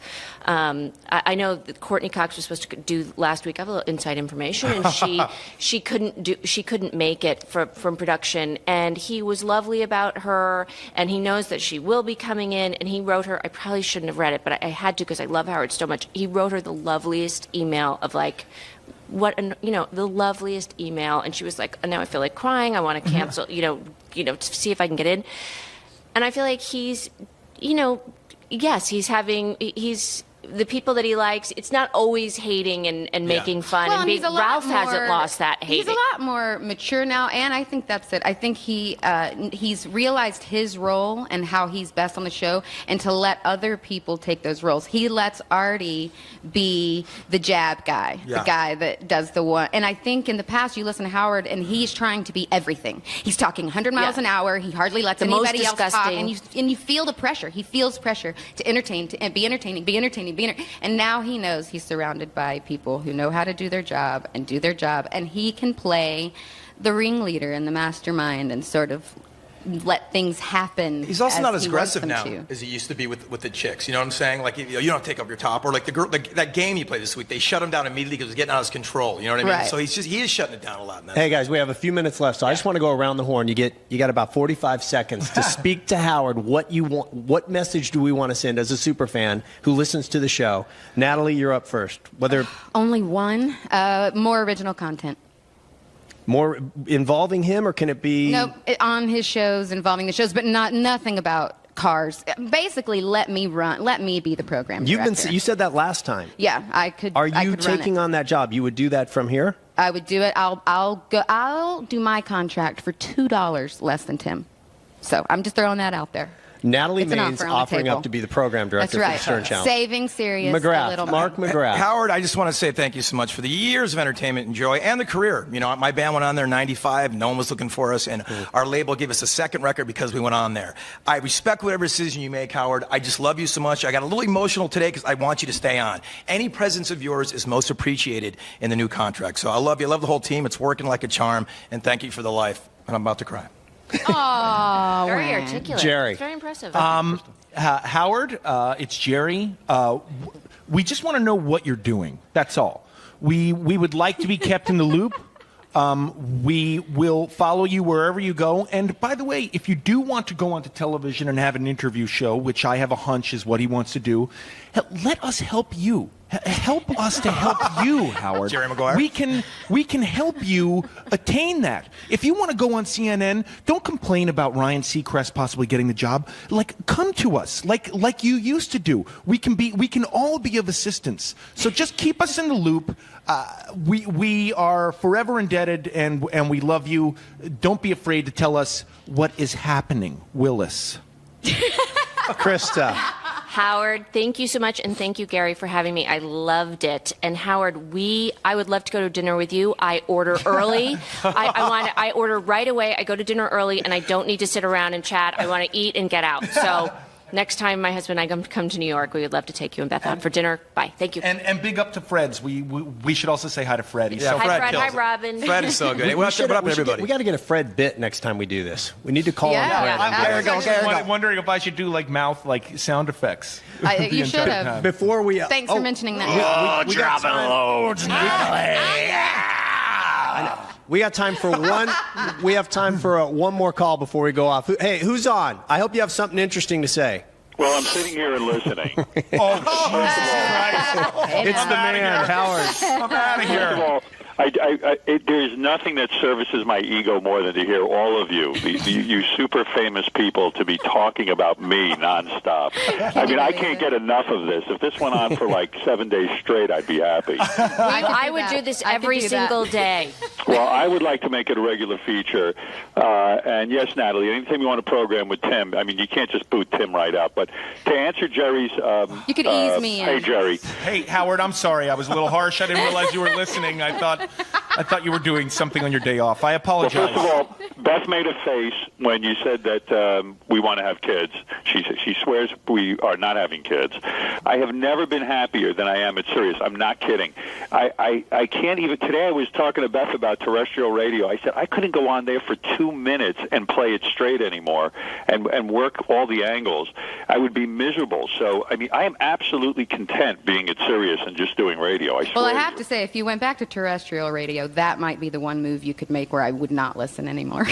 Yeah, I think that I couldn't stomach it because it would. I think the show has progressed. I think that we've come so far being on satellite that it would sound lame now to go on terrestrial. Yes, it's. I'm in your corner about terrestrial. And you have so radio. much freedom. You wouldn't have that freedom. Yeah, the show's elsewhere. just better. I mean, I was thinking about a million different ways. Just the idea that Artie can blow off and not have to worry about his language. He's just funnier that way. And not come in. I mean, that's awesome. If he was at terrestrial radio, somebody would be making him come to work. Yes. Hey, Howard, it's Mark, man. How you doing, my brother? Hey, man. Hey, dude, heaven forbid you don't come back to Sirius, and I'm just, hypothesizing. What would happen to the two channels? Well, there was talk just a few days ago that someone said that they would just even rerun do a rerun thing, but I don't think that would satisfy anyone really. It's fun to hear the old shows. I think still in the context that you know that you're going to get new shows. You know. Yeah, no, absolutely. I hear you. And I think that I swear to you that I do not even know what I want to do. I have this huge fantasy that it's enough and go off while the show has reached its incredible heights, and it's time to just sort of go off into the sunset. You know, I would think that would be sort of cool. But on the other hand, when I think about that, there is a scenario where if Sirius would agree to it, I think I would come back, but it would be less time on the air. And I don't know if the fans would put up with it. That's why I love the conversation when you said, would you listen to Howard if it was 5 minutes a day? Well, I wouldn't advocate 5 minutes a day, but I think it would be really worthwhile to do a few days a week. But I don't know if they would go for that. You know what I mean? Would you just let Jerry know when you know? No. When you know, could you just let Jerry know? Howard, we just want to know if David Lee Roth is going to be on Howard 100, because we're going to have to take some measures. I would at least do that to goof on the whole situation. Like at the end of the year, when the year is up, have David Lee come in for like a month. Oh, come on, man. Awesome. This is a paid service, bro. You can't do that. We pay. We're shareholders. I own a piece of you, Howard. Hey, listen, though. I can't thank you guys. It's so great hearing all of you, and you really are terrific together. And if you do agree, I would absolutely make this a weekly show. But that's up to you guys. You guys. I'd be here every day. Me too. Listening. You guys sound phenomenal. Thank you. Thank you. Later. Bye. That's the best. Yeah. Wow, you can't beat that. So happy. We're out of time, but we got to pay off this narcissism thing, which is very disappointing to me because, first of all, Natalie, you didn't even finish the test, which is bullshit. There's 7 questions you didn't answer. Well, give them to me. So, it's too late I'll now. ace them. Natalie got a 7 with 7 questions unanswered. Krista scored a 7. Mark McGrath scored a 2, and Jerry O'Connell scored a 0. And just to put this in perspective, here's the guys from the show, what they scored. Gary and Fred had the average person, this is Dr. Drew's narcissism test that he gave on the show and that Robin got so frustrated about. The average person that took the test was a 15. The average celebrity was an 18. Gary and Fred were at 11. Sal was at 14. Howard was at 15. Artie at 17, John Hine at 22, Richard at 24, and Robin, as everybody knows, was at 34. And I'll just repeat, Jerry O'Connell was a 0. Can I say something? I was at 10. And I didn't finish the test. But a 0 is as scary as a 34. What is wrong with Jerry to get a 0? You know what I'm saying? He's majorly depressed. All right, we are done. Nobu, thanks for hosting us. Thanks, you guys. Howard, of course, thanks for letting us do this. We'll see if this becomes a regular thing or not. I'm in. It's Howard 101. This has been the second Howard Stern Celebrity Good job, Superfan Jeff. Roundtable. You did a great job. Bye Later, for now. guys. Thank you. Good job. Jeff and Natalie, man. Jeff, you are so good at what you do. Yeah, man. You killed it. You That too, was Natalie. fun. Awesome. That was great. I think the show was good. I think from a technical standpoint, I think we need to spend a little time with each other so we're not overlapping all the time. It's hard, but it's impossible to control Jerry and Mark and Natalie. They're so excited about the show. They just go. It was fun. We had a lot of major super fans, I could tell. I am a good judge of that. And it was a lot of fun. I really want to do it all the time. I love discussing the show and the topics and the people. And it's really great to hear such huge fans of the show. You know, there's people that say they're fans, and they're fans, but there's a psychotic level of sort of elitist fans that I believe I'm in, and certainly they are, where they know history of the show. They know what happened this morning, last week, and it's really fun to sit down and sort of chop it up with those guys. You know, we're all fans, but there is obsessive fans. I think that's what you saw today. I'm overexcited, and Natalie and I found out that we're neighbors, and I love Jeff. I mean, I love Jared. I've known it's as if we're friends, even though we don't know each other that well, because we love Howard so much. I mean, you have to share a common bond when you are such a huge fan. I lost my mind. And to think he was listening, and then at first I'm like, I went in my mind Rolodex, oh God, what did I say? And then I said the thing about he's having kids. I know he's going to have a child. I know. Even though Beth even probably tells him, like, no, he's going to have a kid. I know he is. So he thought Jerry said that, because Jerry was telling him it was coming so hard today. So I was just blown away. And to hear him give us like praise about the show, I mean, I'm in heaven right now. I'm a little girl. You know, I love Howard, man. It was awesome. I thought he sounded like he was someone impersonating Howard Stern. But Jeff reassured me it really was him. And it was exciting. It was cute to think of him and Beth laying there listening. That was cute. I didn't think he would listen. I didn't even know what to do. My heart started beating. I was so overexcited. You automatically just know each other because you know the show and you know a lot about a fellow listener. Just how warped their sense of humor must be, and you feel comfortable to be yourself. You know, when Natalie Maines tells you about getting a colonic, that's a funny story because you do start thinking, there she is lying on the side of it. That's the kind of things that you would only get on a show like this. If she's doing something for NPR, she's not going to be talking about going in and dropping drawer and, having shit come out.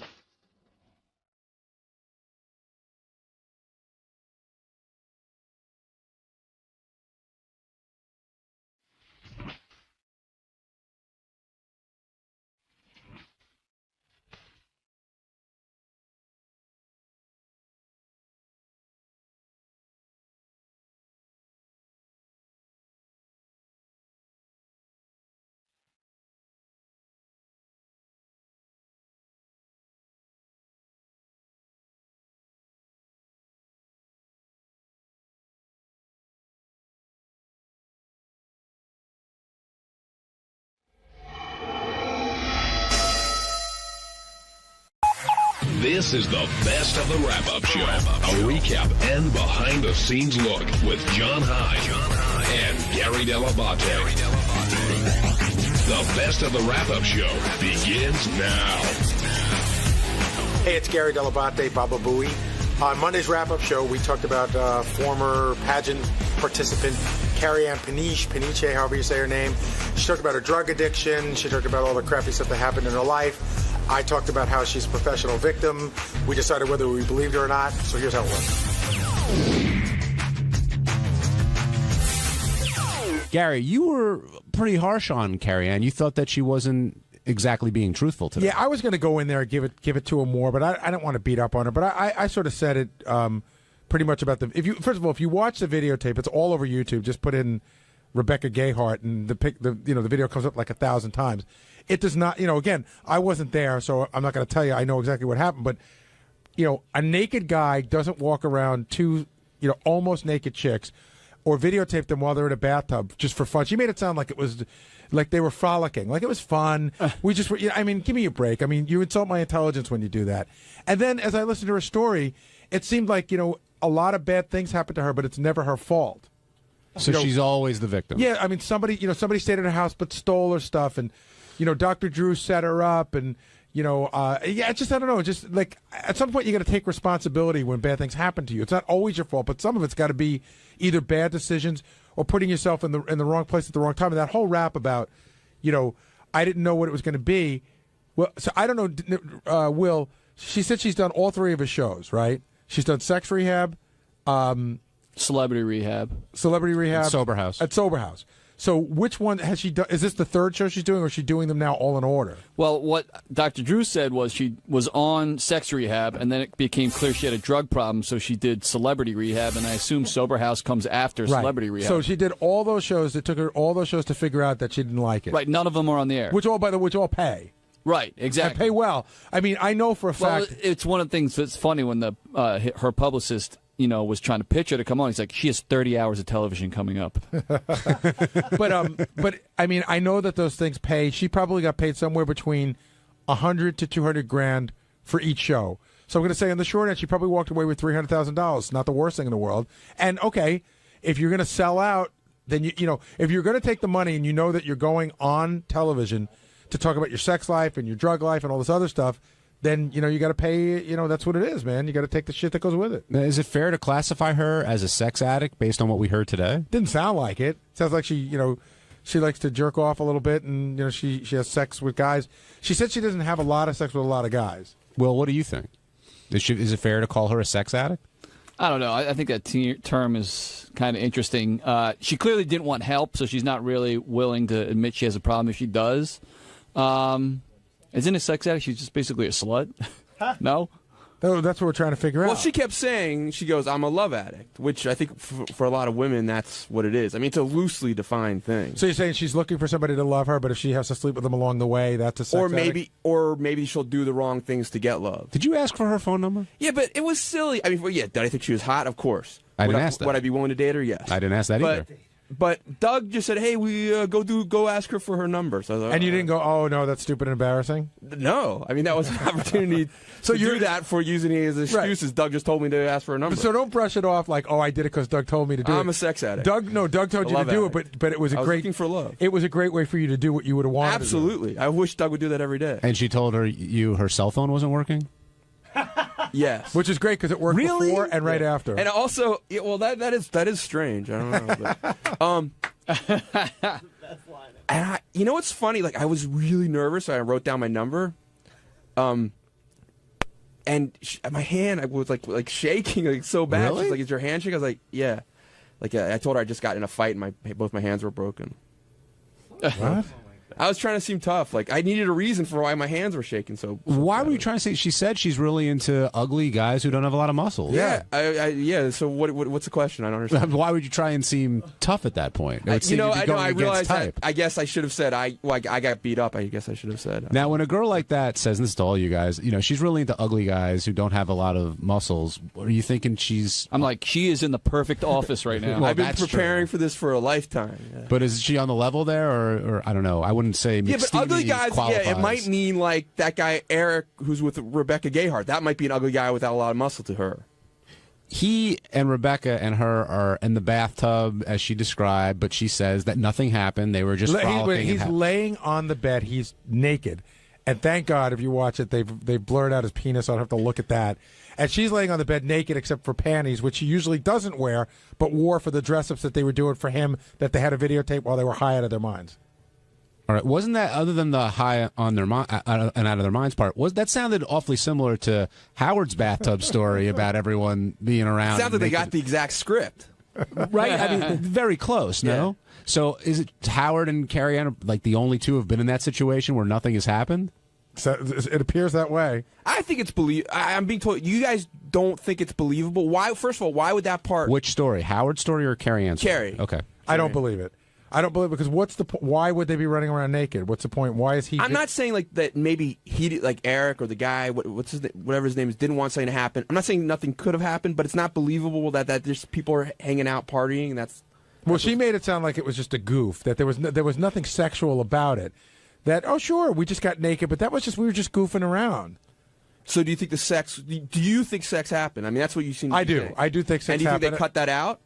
Why is that part not on? I don't know. They cut it out. Maybe they just didn't get to it. Maybe they didn't. In other words, at some point, if three people, there's three people there, and they're all, and if they're throwing a threesome, then no one's there to work the camera.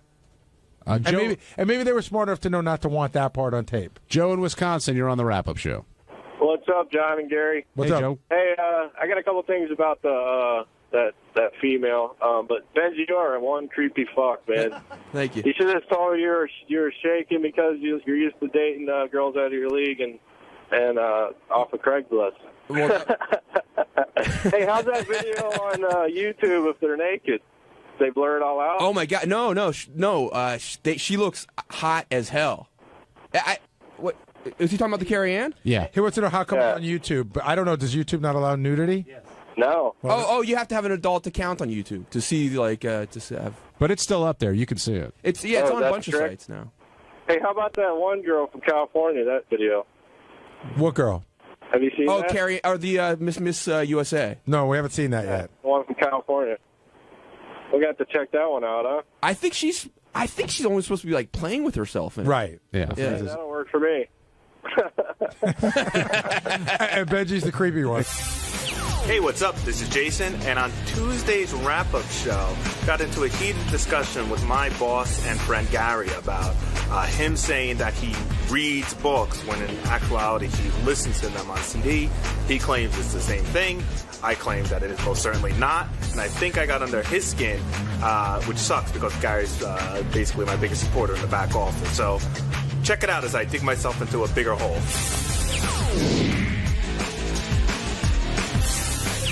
I want to start off with something that happened at the end of the show, Gary. You go in there to talk about how you read the Michael Orr book, and immediately I guess Howard thought you were being defensive about reading, and this spills over into this whole argument. What's going on? Well, no, on the air it was fine. When I get back to the office, Jason says, listen, Jason gets these balls now. I'm not sure from where. I goof on him that he's taking too many pills, but he goes, "Listen, you got to stop saying that you read a book. You start to sound like an idiot." And I go, "Who the fuck are you?" I go, "Says you." I goes, "I'm telling you, this is how it is." And I was like, "Wow, I give him credit. He has an opinion, and it's not an opinion; it becomes the law." This was an unsolicited opinion? Yeah. He just felt like telling you that you sound stupid saying you read something when you listen to it? Like I said to John, I guess like if I walked in there and said, Howard, I listened to this book on audio, it's just awkward. Right. So when if Howard says, "Did you read it or listen to it?" I'll say, "I listened to it." And then it becomes that stupid argument again. But I don't know how else you would bring it up. I guess I could say I listened to it, but then that sounds stupid. I'm fine with someone saying they read a book and they listened. But it's not reading. Yeah, I know, but still, it's like the book. I mean, what are you going to do? How specific you want to get? Well, I fucked a chick. Okay, she was a blow-up doll. You know what I mean? It doesn't matter. Well, Jason's argument was, okay, you walked down the block and I drove my car. We both got there.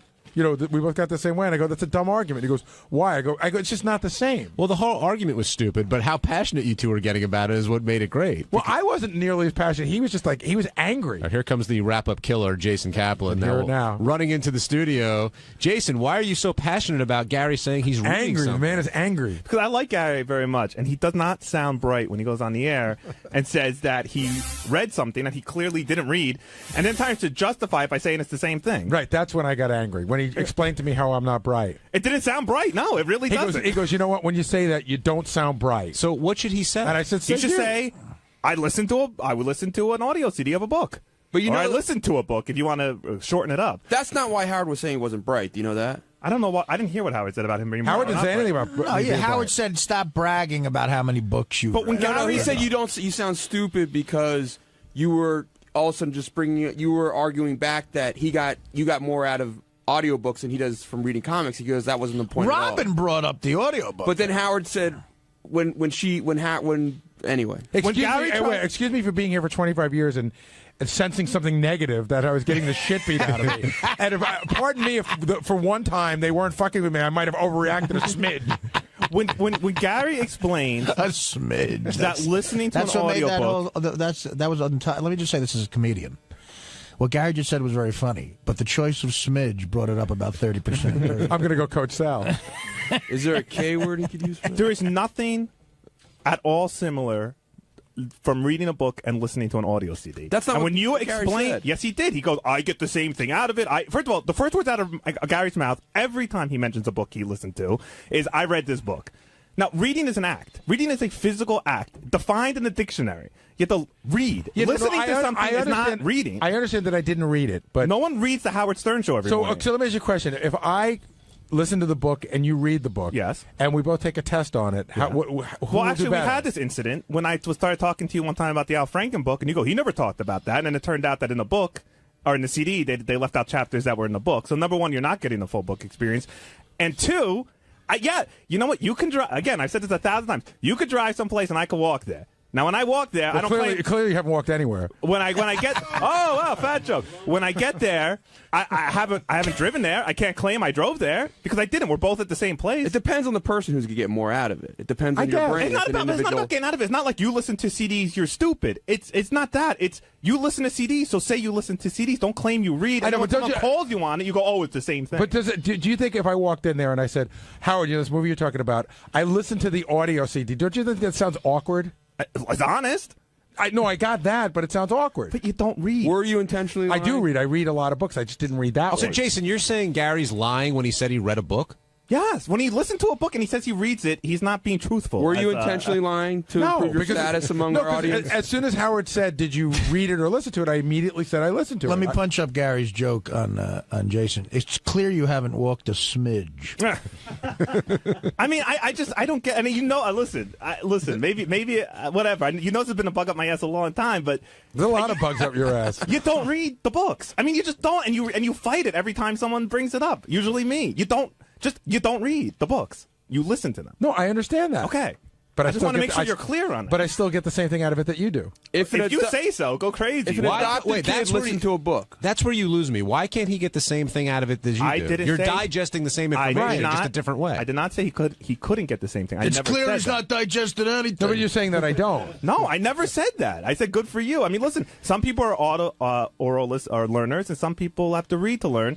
How do you know I'm not dyslexic and you're just tormenting me? Yeah. Gary, I don't care if you can't read, if you're illiterate. It doesn't matter. The point is when you listen to something and claim you've read it, it's not true. Would you make fun of Precious from that movie? Oh, totally. I mean, but she's illiterate, Precious. I'm sure.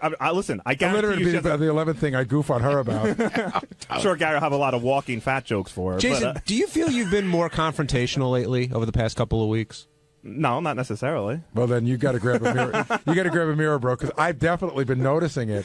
The Lisa G attack was brutal. Well, it's well deserved. No, and you felt bad. I felt bad afterwards. But I came on too hard. Has there been any dose changes? No, there's 20 milligrams as high as they go with Lexapro. I've been on the same 20 milligrams for 4 years now. You've been doubling up. I've not been doubling up because it does seem like you're more willing, especially on the wrap-up show, willing to be the voice that, and I will give Jason credit for this. Sometimes people feel a certain way about something and they don't want to come in here and be the troublemaker. And Jason's more than willing to be that guy who's speaking for a lot of people. And sometimes you're out on your own with some of your theories, but I think it's a combination of a bunch of things. I do sometimes sit here listening to the wrap-up show and get angry that, somebody isn't bringing up the other point of view. And nothing gets you. I mean, sometimes I get angry. I got angry that people were letting Lisa blah, blah, blah on for as long as she was. Jason is becoming like a Ralph cover band. Like, if you want to see Ralph live.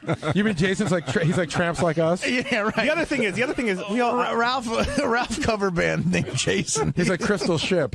Very horrific. He's like Badlands. Are you influenced because the show might be coming to an end? Yeah, I see the light at the end of the tunnel. But is this you politicking for your own show when Howard's done? Gary, this is an argument that started in the back room. You brought it up on the wrap. I didn't. John brought it up. Well, Did you see we started the show at 10:30? We're going to bring up a lot of shit.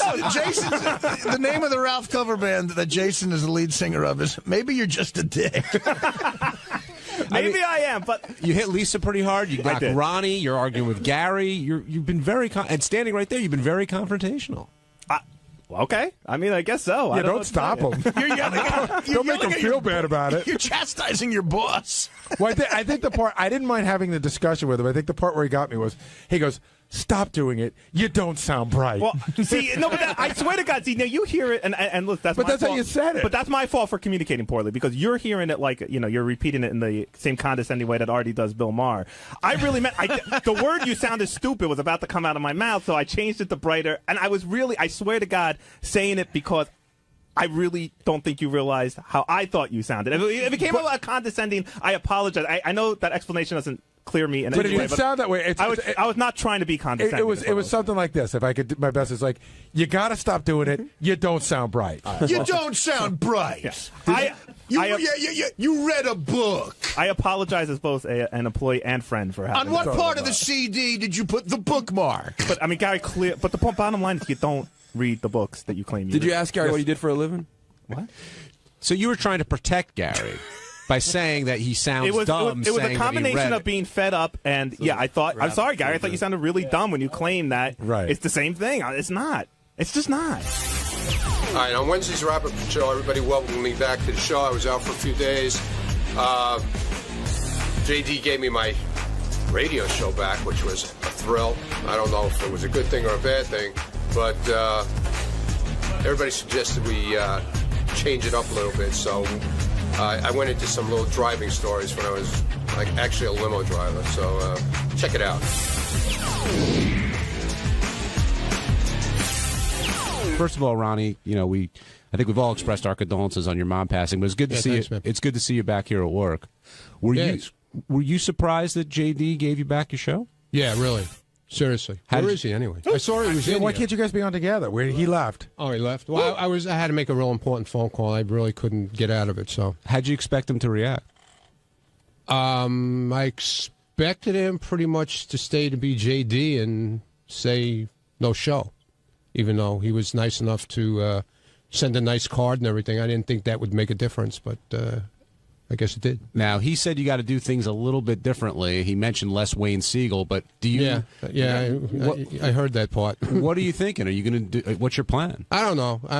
I was talking to Jim McClure about it. We're going to try and come up with some different angles.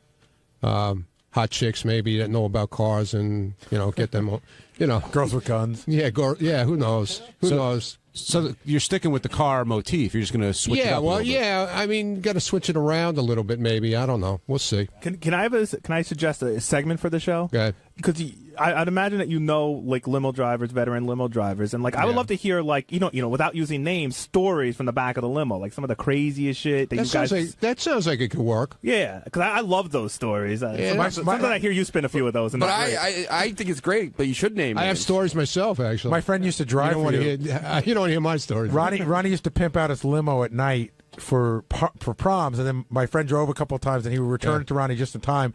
And he told me some great stories about lots of sex going on, not with my friend. Oh, the prom kids? He said the prom kids, forget about it. Prom kids apparently don't know to put up the divider. They just don't care. They don't care. They don't care. They just don't. They don't care really. Can you give us a quick story off the top of your head? Let's see. I know a guy who drove a limo once who shit in a box. He's dead now. Oh, he is? He died. I thought that was you. No, my friend Richie. Oh, I thought that was you. Yeah, that did Shitbox Richie. Howard used to talk about Shitbox Richie. Wait, that wasn't you. I thought you threw it out in Central Park. No, that was weren't you the guy with the rabbi? You were picking up the rabbi? No, that was Richie. Oh, was that it? was Shitbox Richie. I always thought that was you. Wait, he did it like regularly, like he kept the box. No. Well, here's what happened. Here's it. You want a story? I'll give you a story. Is this the tale of Shitbox Richie? So he picks up. We used to have this account. I used to work for this company, Carry Limousine, and we had this account, British Airways, and we would pick up people off the Concorde. So we would just stand by at the Concorde as they came off. If they wanted a free ride to anywhere in the 5 boroughs, they would get a free ride, and British Air would subsidize it. So he picks up this guy, and it's a rabbi, and he takes him down to Williamsburg. And the guy says, I'd like to keep the car afterwards, but he understood he had to pay for himself after that. So he said, I'll be out in about a half hour. So Richie's sitting there in Williamsburg in the middle of nowhere, and all of a sudden he gets cramps. And he's got to take a dump. So he goes in his trunk, and he's got a big cardboard box where he keeps his jumper cables and car wash stuff or whatever. And he empties out the box, and he gets in the back of the limo, and he shits in the box. And that's, and then he dumped the box in front of somebody's house with their garbage. And then when the guy comes out and he gets in the car and it's still, the odor was still there. And he just said, hey, I don't know. I just said. And he embraced the nickname? Did he become Shitbox Richie? Yeah, well, Howard gave him that name, man. He just couldn't say it on terrestrial radio.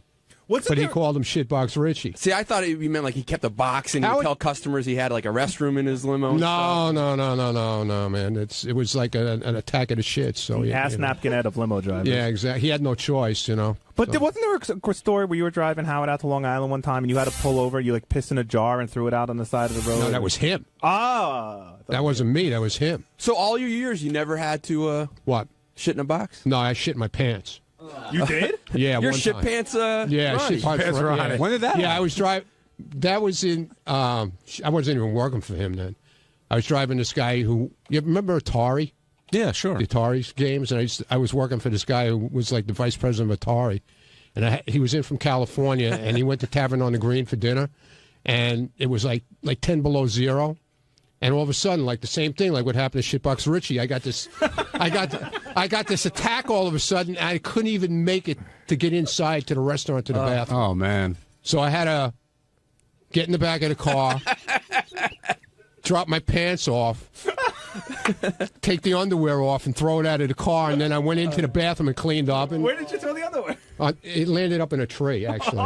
We could do a whole show on shitting in New York, because if you have to go to the bathroom in New York, it is such an unwelcoming place. Like, you can't walk into a restaurant or a diner. As soon as you walk in and you go, "Where's the bathroom?" They don't let you use it. They don't let you use it. And I think I told you the story before. My father was in Penn Station, which is the most disgusting place of all, and he had to go to the bathroom really bad. And so he goes into the bathroom, and there was a hole in the wall right where everybody was going by. Right where. So my father had to go so bad, he took off his jacket, and he shoved it in the hole, right, so it would block people from seeing him, and he went to the bathroom. My father said he's in the middle of shitting, and he sees from the other side of the wall somebody slowly pulling his jacket out. And trying to steal his jacket, probably. Yeah, well, the guy just, apparently what happened, my father said he got cleaned up, ran out. It was a homeless guy. The guy already had it on. And my father gave him. The guy put it on his jacket? Yeah, and then my father gave the guy like $5. It was a homeless guy. He walked by, he saw a jacket. He had to buy it back? Well, he didn't have to. He could have said, give me my jacket. But he said, hey, that's my jacket. If he felt bad for the guy. Ronnie, I think you may have a new segment here. It's for my new your show, man. Well, congratulations. The shit stories of the limo business. Are you glad to be back here today? Yeah. It's taken a lot off my mind today. It's good to see you, man. It's good to see you. It's glad to be back, and I thank all you guys, man. You're really great. Everybody I appreciate it. Everybody treating you okay? Yeah, definitely. So were you today anyway? So were you super excited when Doug Hurwitz showed up? Yeah, Doug Hurwitz. Yeah, well, hey. What can I say? No, I'm sure Ronnie appreciates it. I did. I appreciate everybody coming, really. But it's Doug Hurwitz. What can I? Howard, the guy everybody I don't know. It looks like they try to ignore. I don't know. Who was he hanging with? Did you notice? He was trying to hang with me. He was sitting next to me, and I heard him make a comment like he's trying to be my best friend, so when he goes to Rick's or something, he'll get special treatment. Well, that was probably he was making a joke because no, he wasn't making a joke. I don't think he was making a joke, to be honest with you. Do you think he really brought that up? Like, hey, Ronnie, I hope you remember this. So yeah, he did kind of mention it to me. And by the way, sorry about your mom. Exactly. Yeah, was he sorry about your mom? But the next time you go to he Rick's? drove all the way from New Jersey, so I really appreciate it. There were hot chicks at the show. Yeah, my daughter. Oh my God, your daughter-in-law is beautiful, and her sister. Yeah, everybody was saying that my daughter looks like Sal's wife. She does. Big boobs. She looks exactly like Sal's wife. I was trying to get numbers and stuff, but. Then there was another cute chick there. I was looking around. I go, was it Tara. Yeah, Tara's to pick somebody up. So if anybody's interested, Tara's looking for a rich husband. But Howard was asking me yesterday what it was like, going there, and who was there, and everything, what was going on. And I said, for me, the interesting thing was, it's always weird when you see somebody in their environment, and I'm not goofing on you or anything, but it was weird, Ronnie. You're like a grandfather. And seeing Ronnie's grandkids running around, it's just a different side of you. Yeah, I know. On Thursday's wrap-up show, Sal stopped by. He said that after he made the comments about Robin's diet being not the most normal thing, she came to his office and they had a little talk. And Sal let us know what Robin was thinking, what he was thinking, and just another glimpse into the life of Sal Governale. It was quite interesting. Check it out for yourself. You smoke the vapor cigarettes more than you smoked regular cigarettes. Without a doubt. And do you be totally honest, swear on the life of your kids? In the last 6 months, have you smoked regular cigarettes at any point? Yes. When my battery dies out and I'm at a bar. First of all, it's the funniest thing because you walk into Sal's office, he pulls the filter off these things and he puts it in a charger, like a phone charger. Yeah. So when your battery dies out, you smoke regular cigarettes? In certain cases, yes. But again, I can't deny the fact that I do feel better, and it's no different than Nicorette gum. There's nicotine in Nicorette gum, and this is but Nicorette gum wasn't made to be chewed for the rest of your life. So you add nicotine to it? Is that how it works? I add nicotine to the cigarette. That's what those drops are? They're nicotine. And the drops have the skull and the crossbones on the side. Yeah, but there's a skull and crossbones on Clorox bleach, and you're still handling that. Well, you don't drink You're not drinking it or yeah, smoking but you're still making contact with your skin. It's still an irritant. Not the same It's how you handle it. How many drops do you put in? I put in 2 to 3 drops. How many are you supposed to put in? About 2 to 3, but like 1 2 to 3. 2 to 3 is supposed to last you about a half a day. I must put in 2 to 3 drops every 10 minutes. So dude, you're killing yourself. I don't think I am. Understand something. With regular cigarettes, you may be killing yourself with the smoke getting in your lungs, but you're still ingesting nicotine, even though you're not doing it the same way, which is still hazardous to your health. I don't know. We'll find out. If I start shitting blood, I'll be the first to tell you guys. So you have 3 young kids, and you seem to be treating this like a joke. There's a warning sign on the shit that it's not good for you. Well, because it's nicotine, and they don't want the nicotine part of it. It's the other chemicals involved. You had another bottle. I was looking for it today. You had another bottle out at Rick's the other day that said this hasn't been tested by the FDA. That company. It's just crazy. The reason why I no longer have that bottle is because that company's out of business. So you going to change anything? Are you just going to keep doing it? I'm going to change my filters as soon as I leave this place. In the car, I try to tell you to stop. I know. You drive me crazy with that. But getting back to Robin, she, it's like the eclipse. It happens only once in a long while. Robin made another trip to my office today. Oh, really? What'd she say? She came in and she's like, how come every time this diet stuff comes up, I got to be caught in the fucking middle of it? She wasn't pleased. I'm like, Robin, I go, you're only hearing half the story. Lisa G, she comes in, she asks you about a diet. Then she asks you your opinion on Robin's diet. Then I say, well, I think Robin's diet's horseshit. I think it's a fad diet. This is what I said to Robin. Then she goes on the air, that Lisa G, and she concocts this whole thing. Sal's on a diet, and he thinks Robin's diet is horseshit. Now, she asked me what I thought of it. It's not like she thinks like, it's not like I'm in the hallways doing backflips saying Robin's diet's horseshit. Look at me. You know, I am the greatest nutritionist in the world, the healthiest guy. So the news has to take some responsibility for that. I don't necessarily believe in Robin's diet.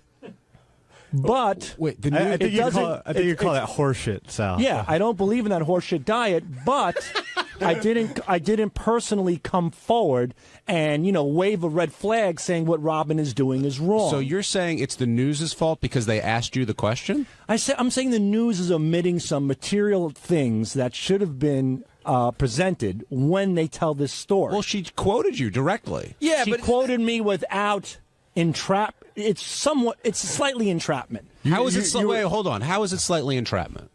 She asks me I'm dieting, I'm doing well. Then she asks me my opinion about Robin's diet. And I tell her that I think it's horseshit. But then she goes on the air and says, Sal's doing a diet and he thinks Robin's is horseshit. Well, it's not. She's putting it in a way, it's instigating. She's doing it in an instigating manner. She's trying to prod the fucking animal. So prod the gorilla, so to speak. What should she have For lack of a better, hold on, whatever. You know what I mean. Poke the stick to the gorilla. And that's what, or any other animal. Don't read it the way I'm saying it.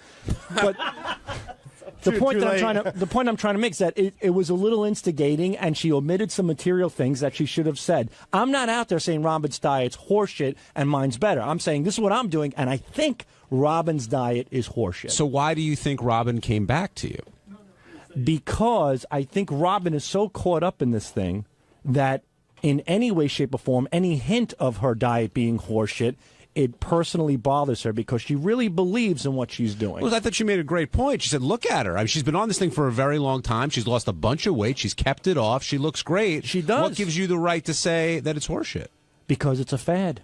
Listen, in the real life, you don't stick things up your ass. You don't blend these wacky green shakes. You don't run to the bathroom every 15 minutes and blow water out of your colon. These are just not normal human things. You know what a normal human thing is? Smoking an electronic cigarette? No, that's not either. Eating right and exercising. I don't agree with what Robin's doing, and you know what? She looks great, and I wish her nothing but the best health. But it's just not. These are fad diets, and if you were raised in this country, you would know by now that fad diets simply don't work. See, my guess is that she went to talk to you because you hurt her feelings and you almost went out. She wants to recruit me. She sees somebody who's a little weak, who's getting it. I'm telling you what happened. She walked in there. She told me that she was upset that I brought her diet into it, and I explained to her how that happened. But as the conversation went on, it went into Bikram yoga. It went into what I need to do. It went into what I need to cut out. And I said, Robin, it's so funny. You say you're not in here to preach, but slowly you're reeling me in. You know, typical woman process. When you don't see it coming, they reel you in. And that's what she did. And she laughed. And I'm not cutting out pork, white pork. White pork is very good for you. And I'm not cutting out my seafood, and I'm not cutting out chicken, but I cut out red meat. But she says, oh, no, you wait and see. You're going to be cutting that out, too. So we'll see what happens. So you don't think she came to vent. You think she came because she knows you're trying to lose weight and you're a possible new candidate for the way she's done it? You think it was a recruiting trip? I think it was a combination of both. One, she was offended because she's so devout to this thing. You know, she's so dedicated to this fakakta diet. But secondly, she saw somebody who wants to do something better for themselves and better for their body, and she saw an opportunity to kind of get me involved in her, Jim, what's that guy? Jim Davis, the Kool-Aid drinker guy, in that, what do they call cult? Jim Jones. And the Jim Jones,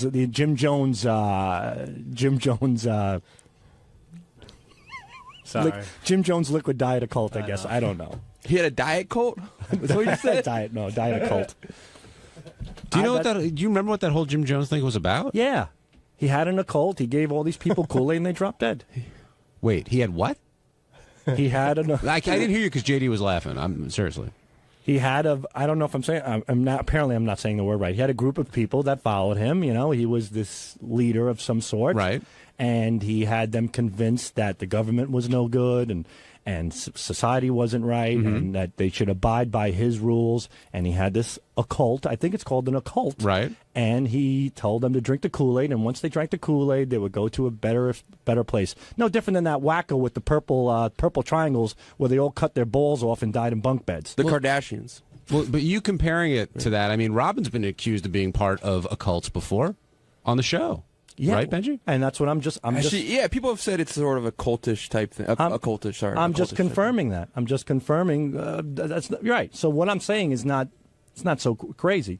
I think to a certain degree, it's a bit of an occult. You got that wacky girl who comes in, that doctor, whatever the hell she is. Ronnie.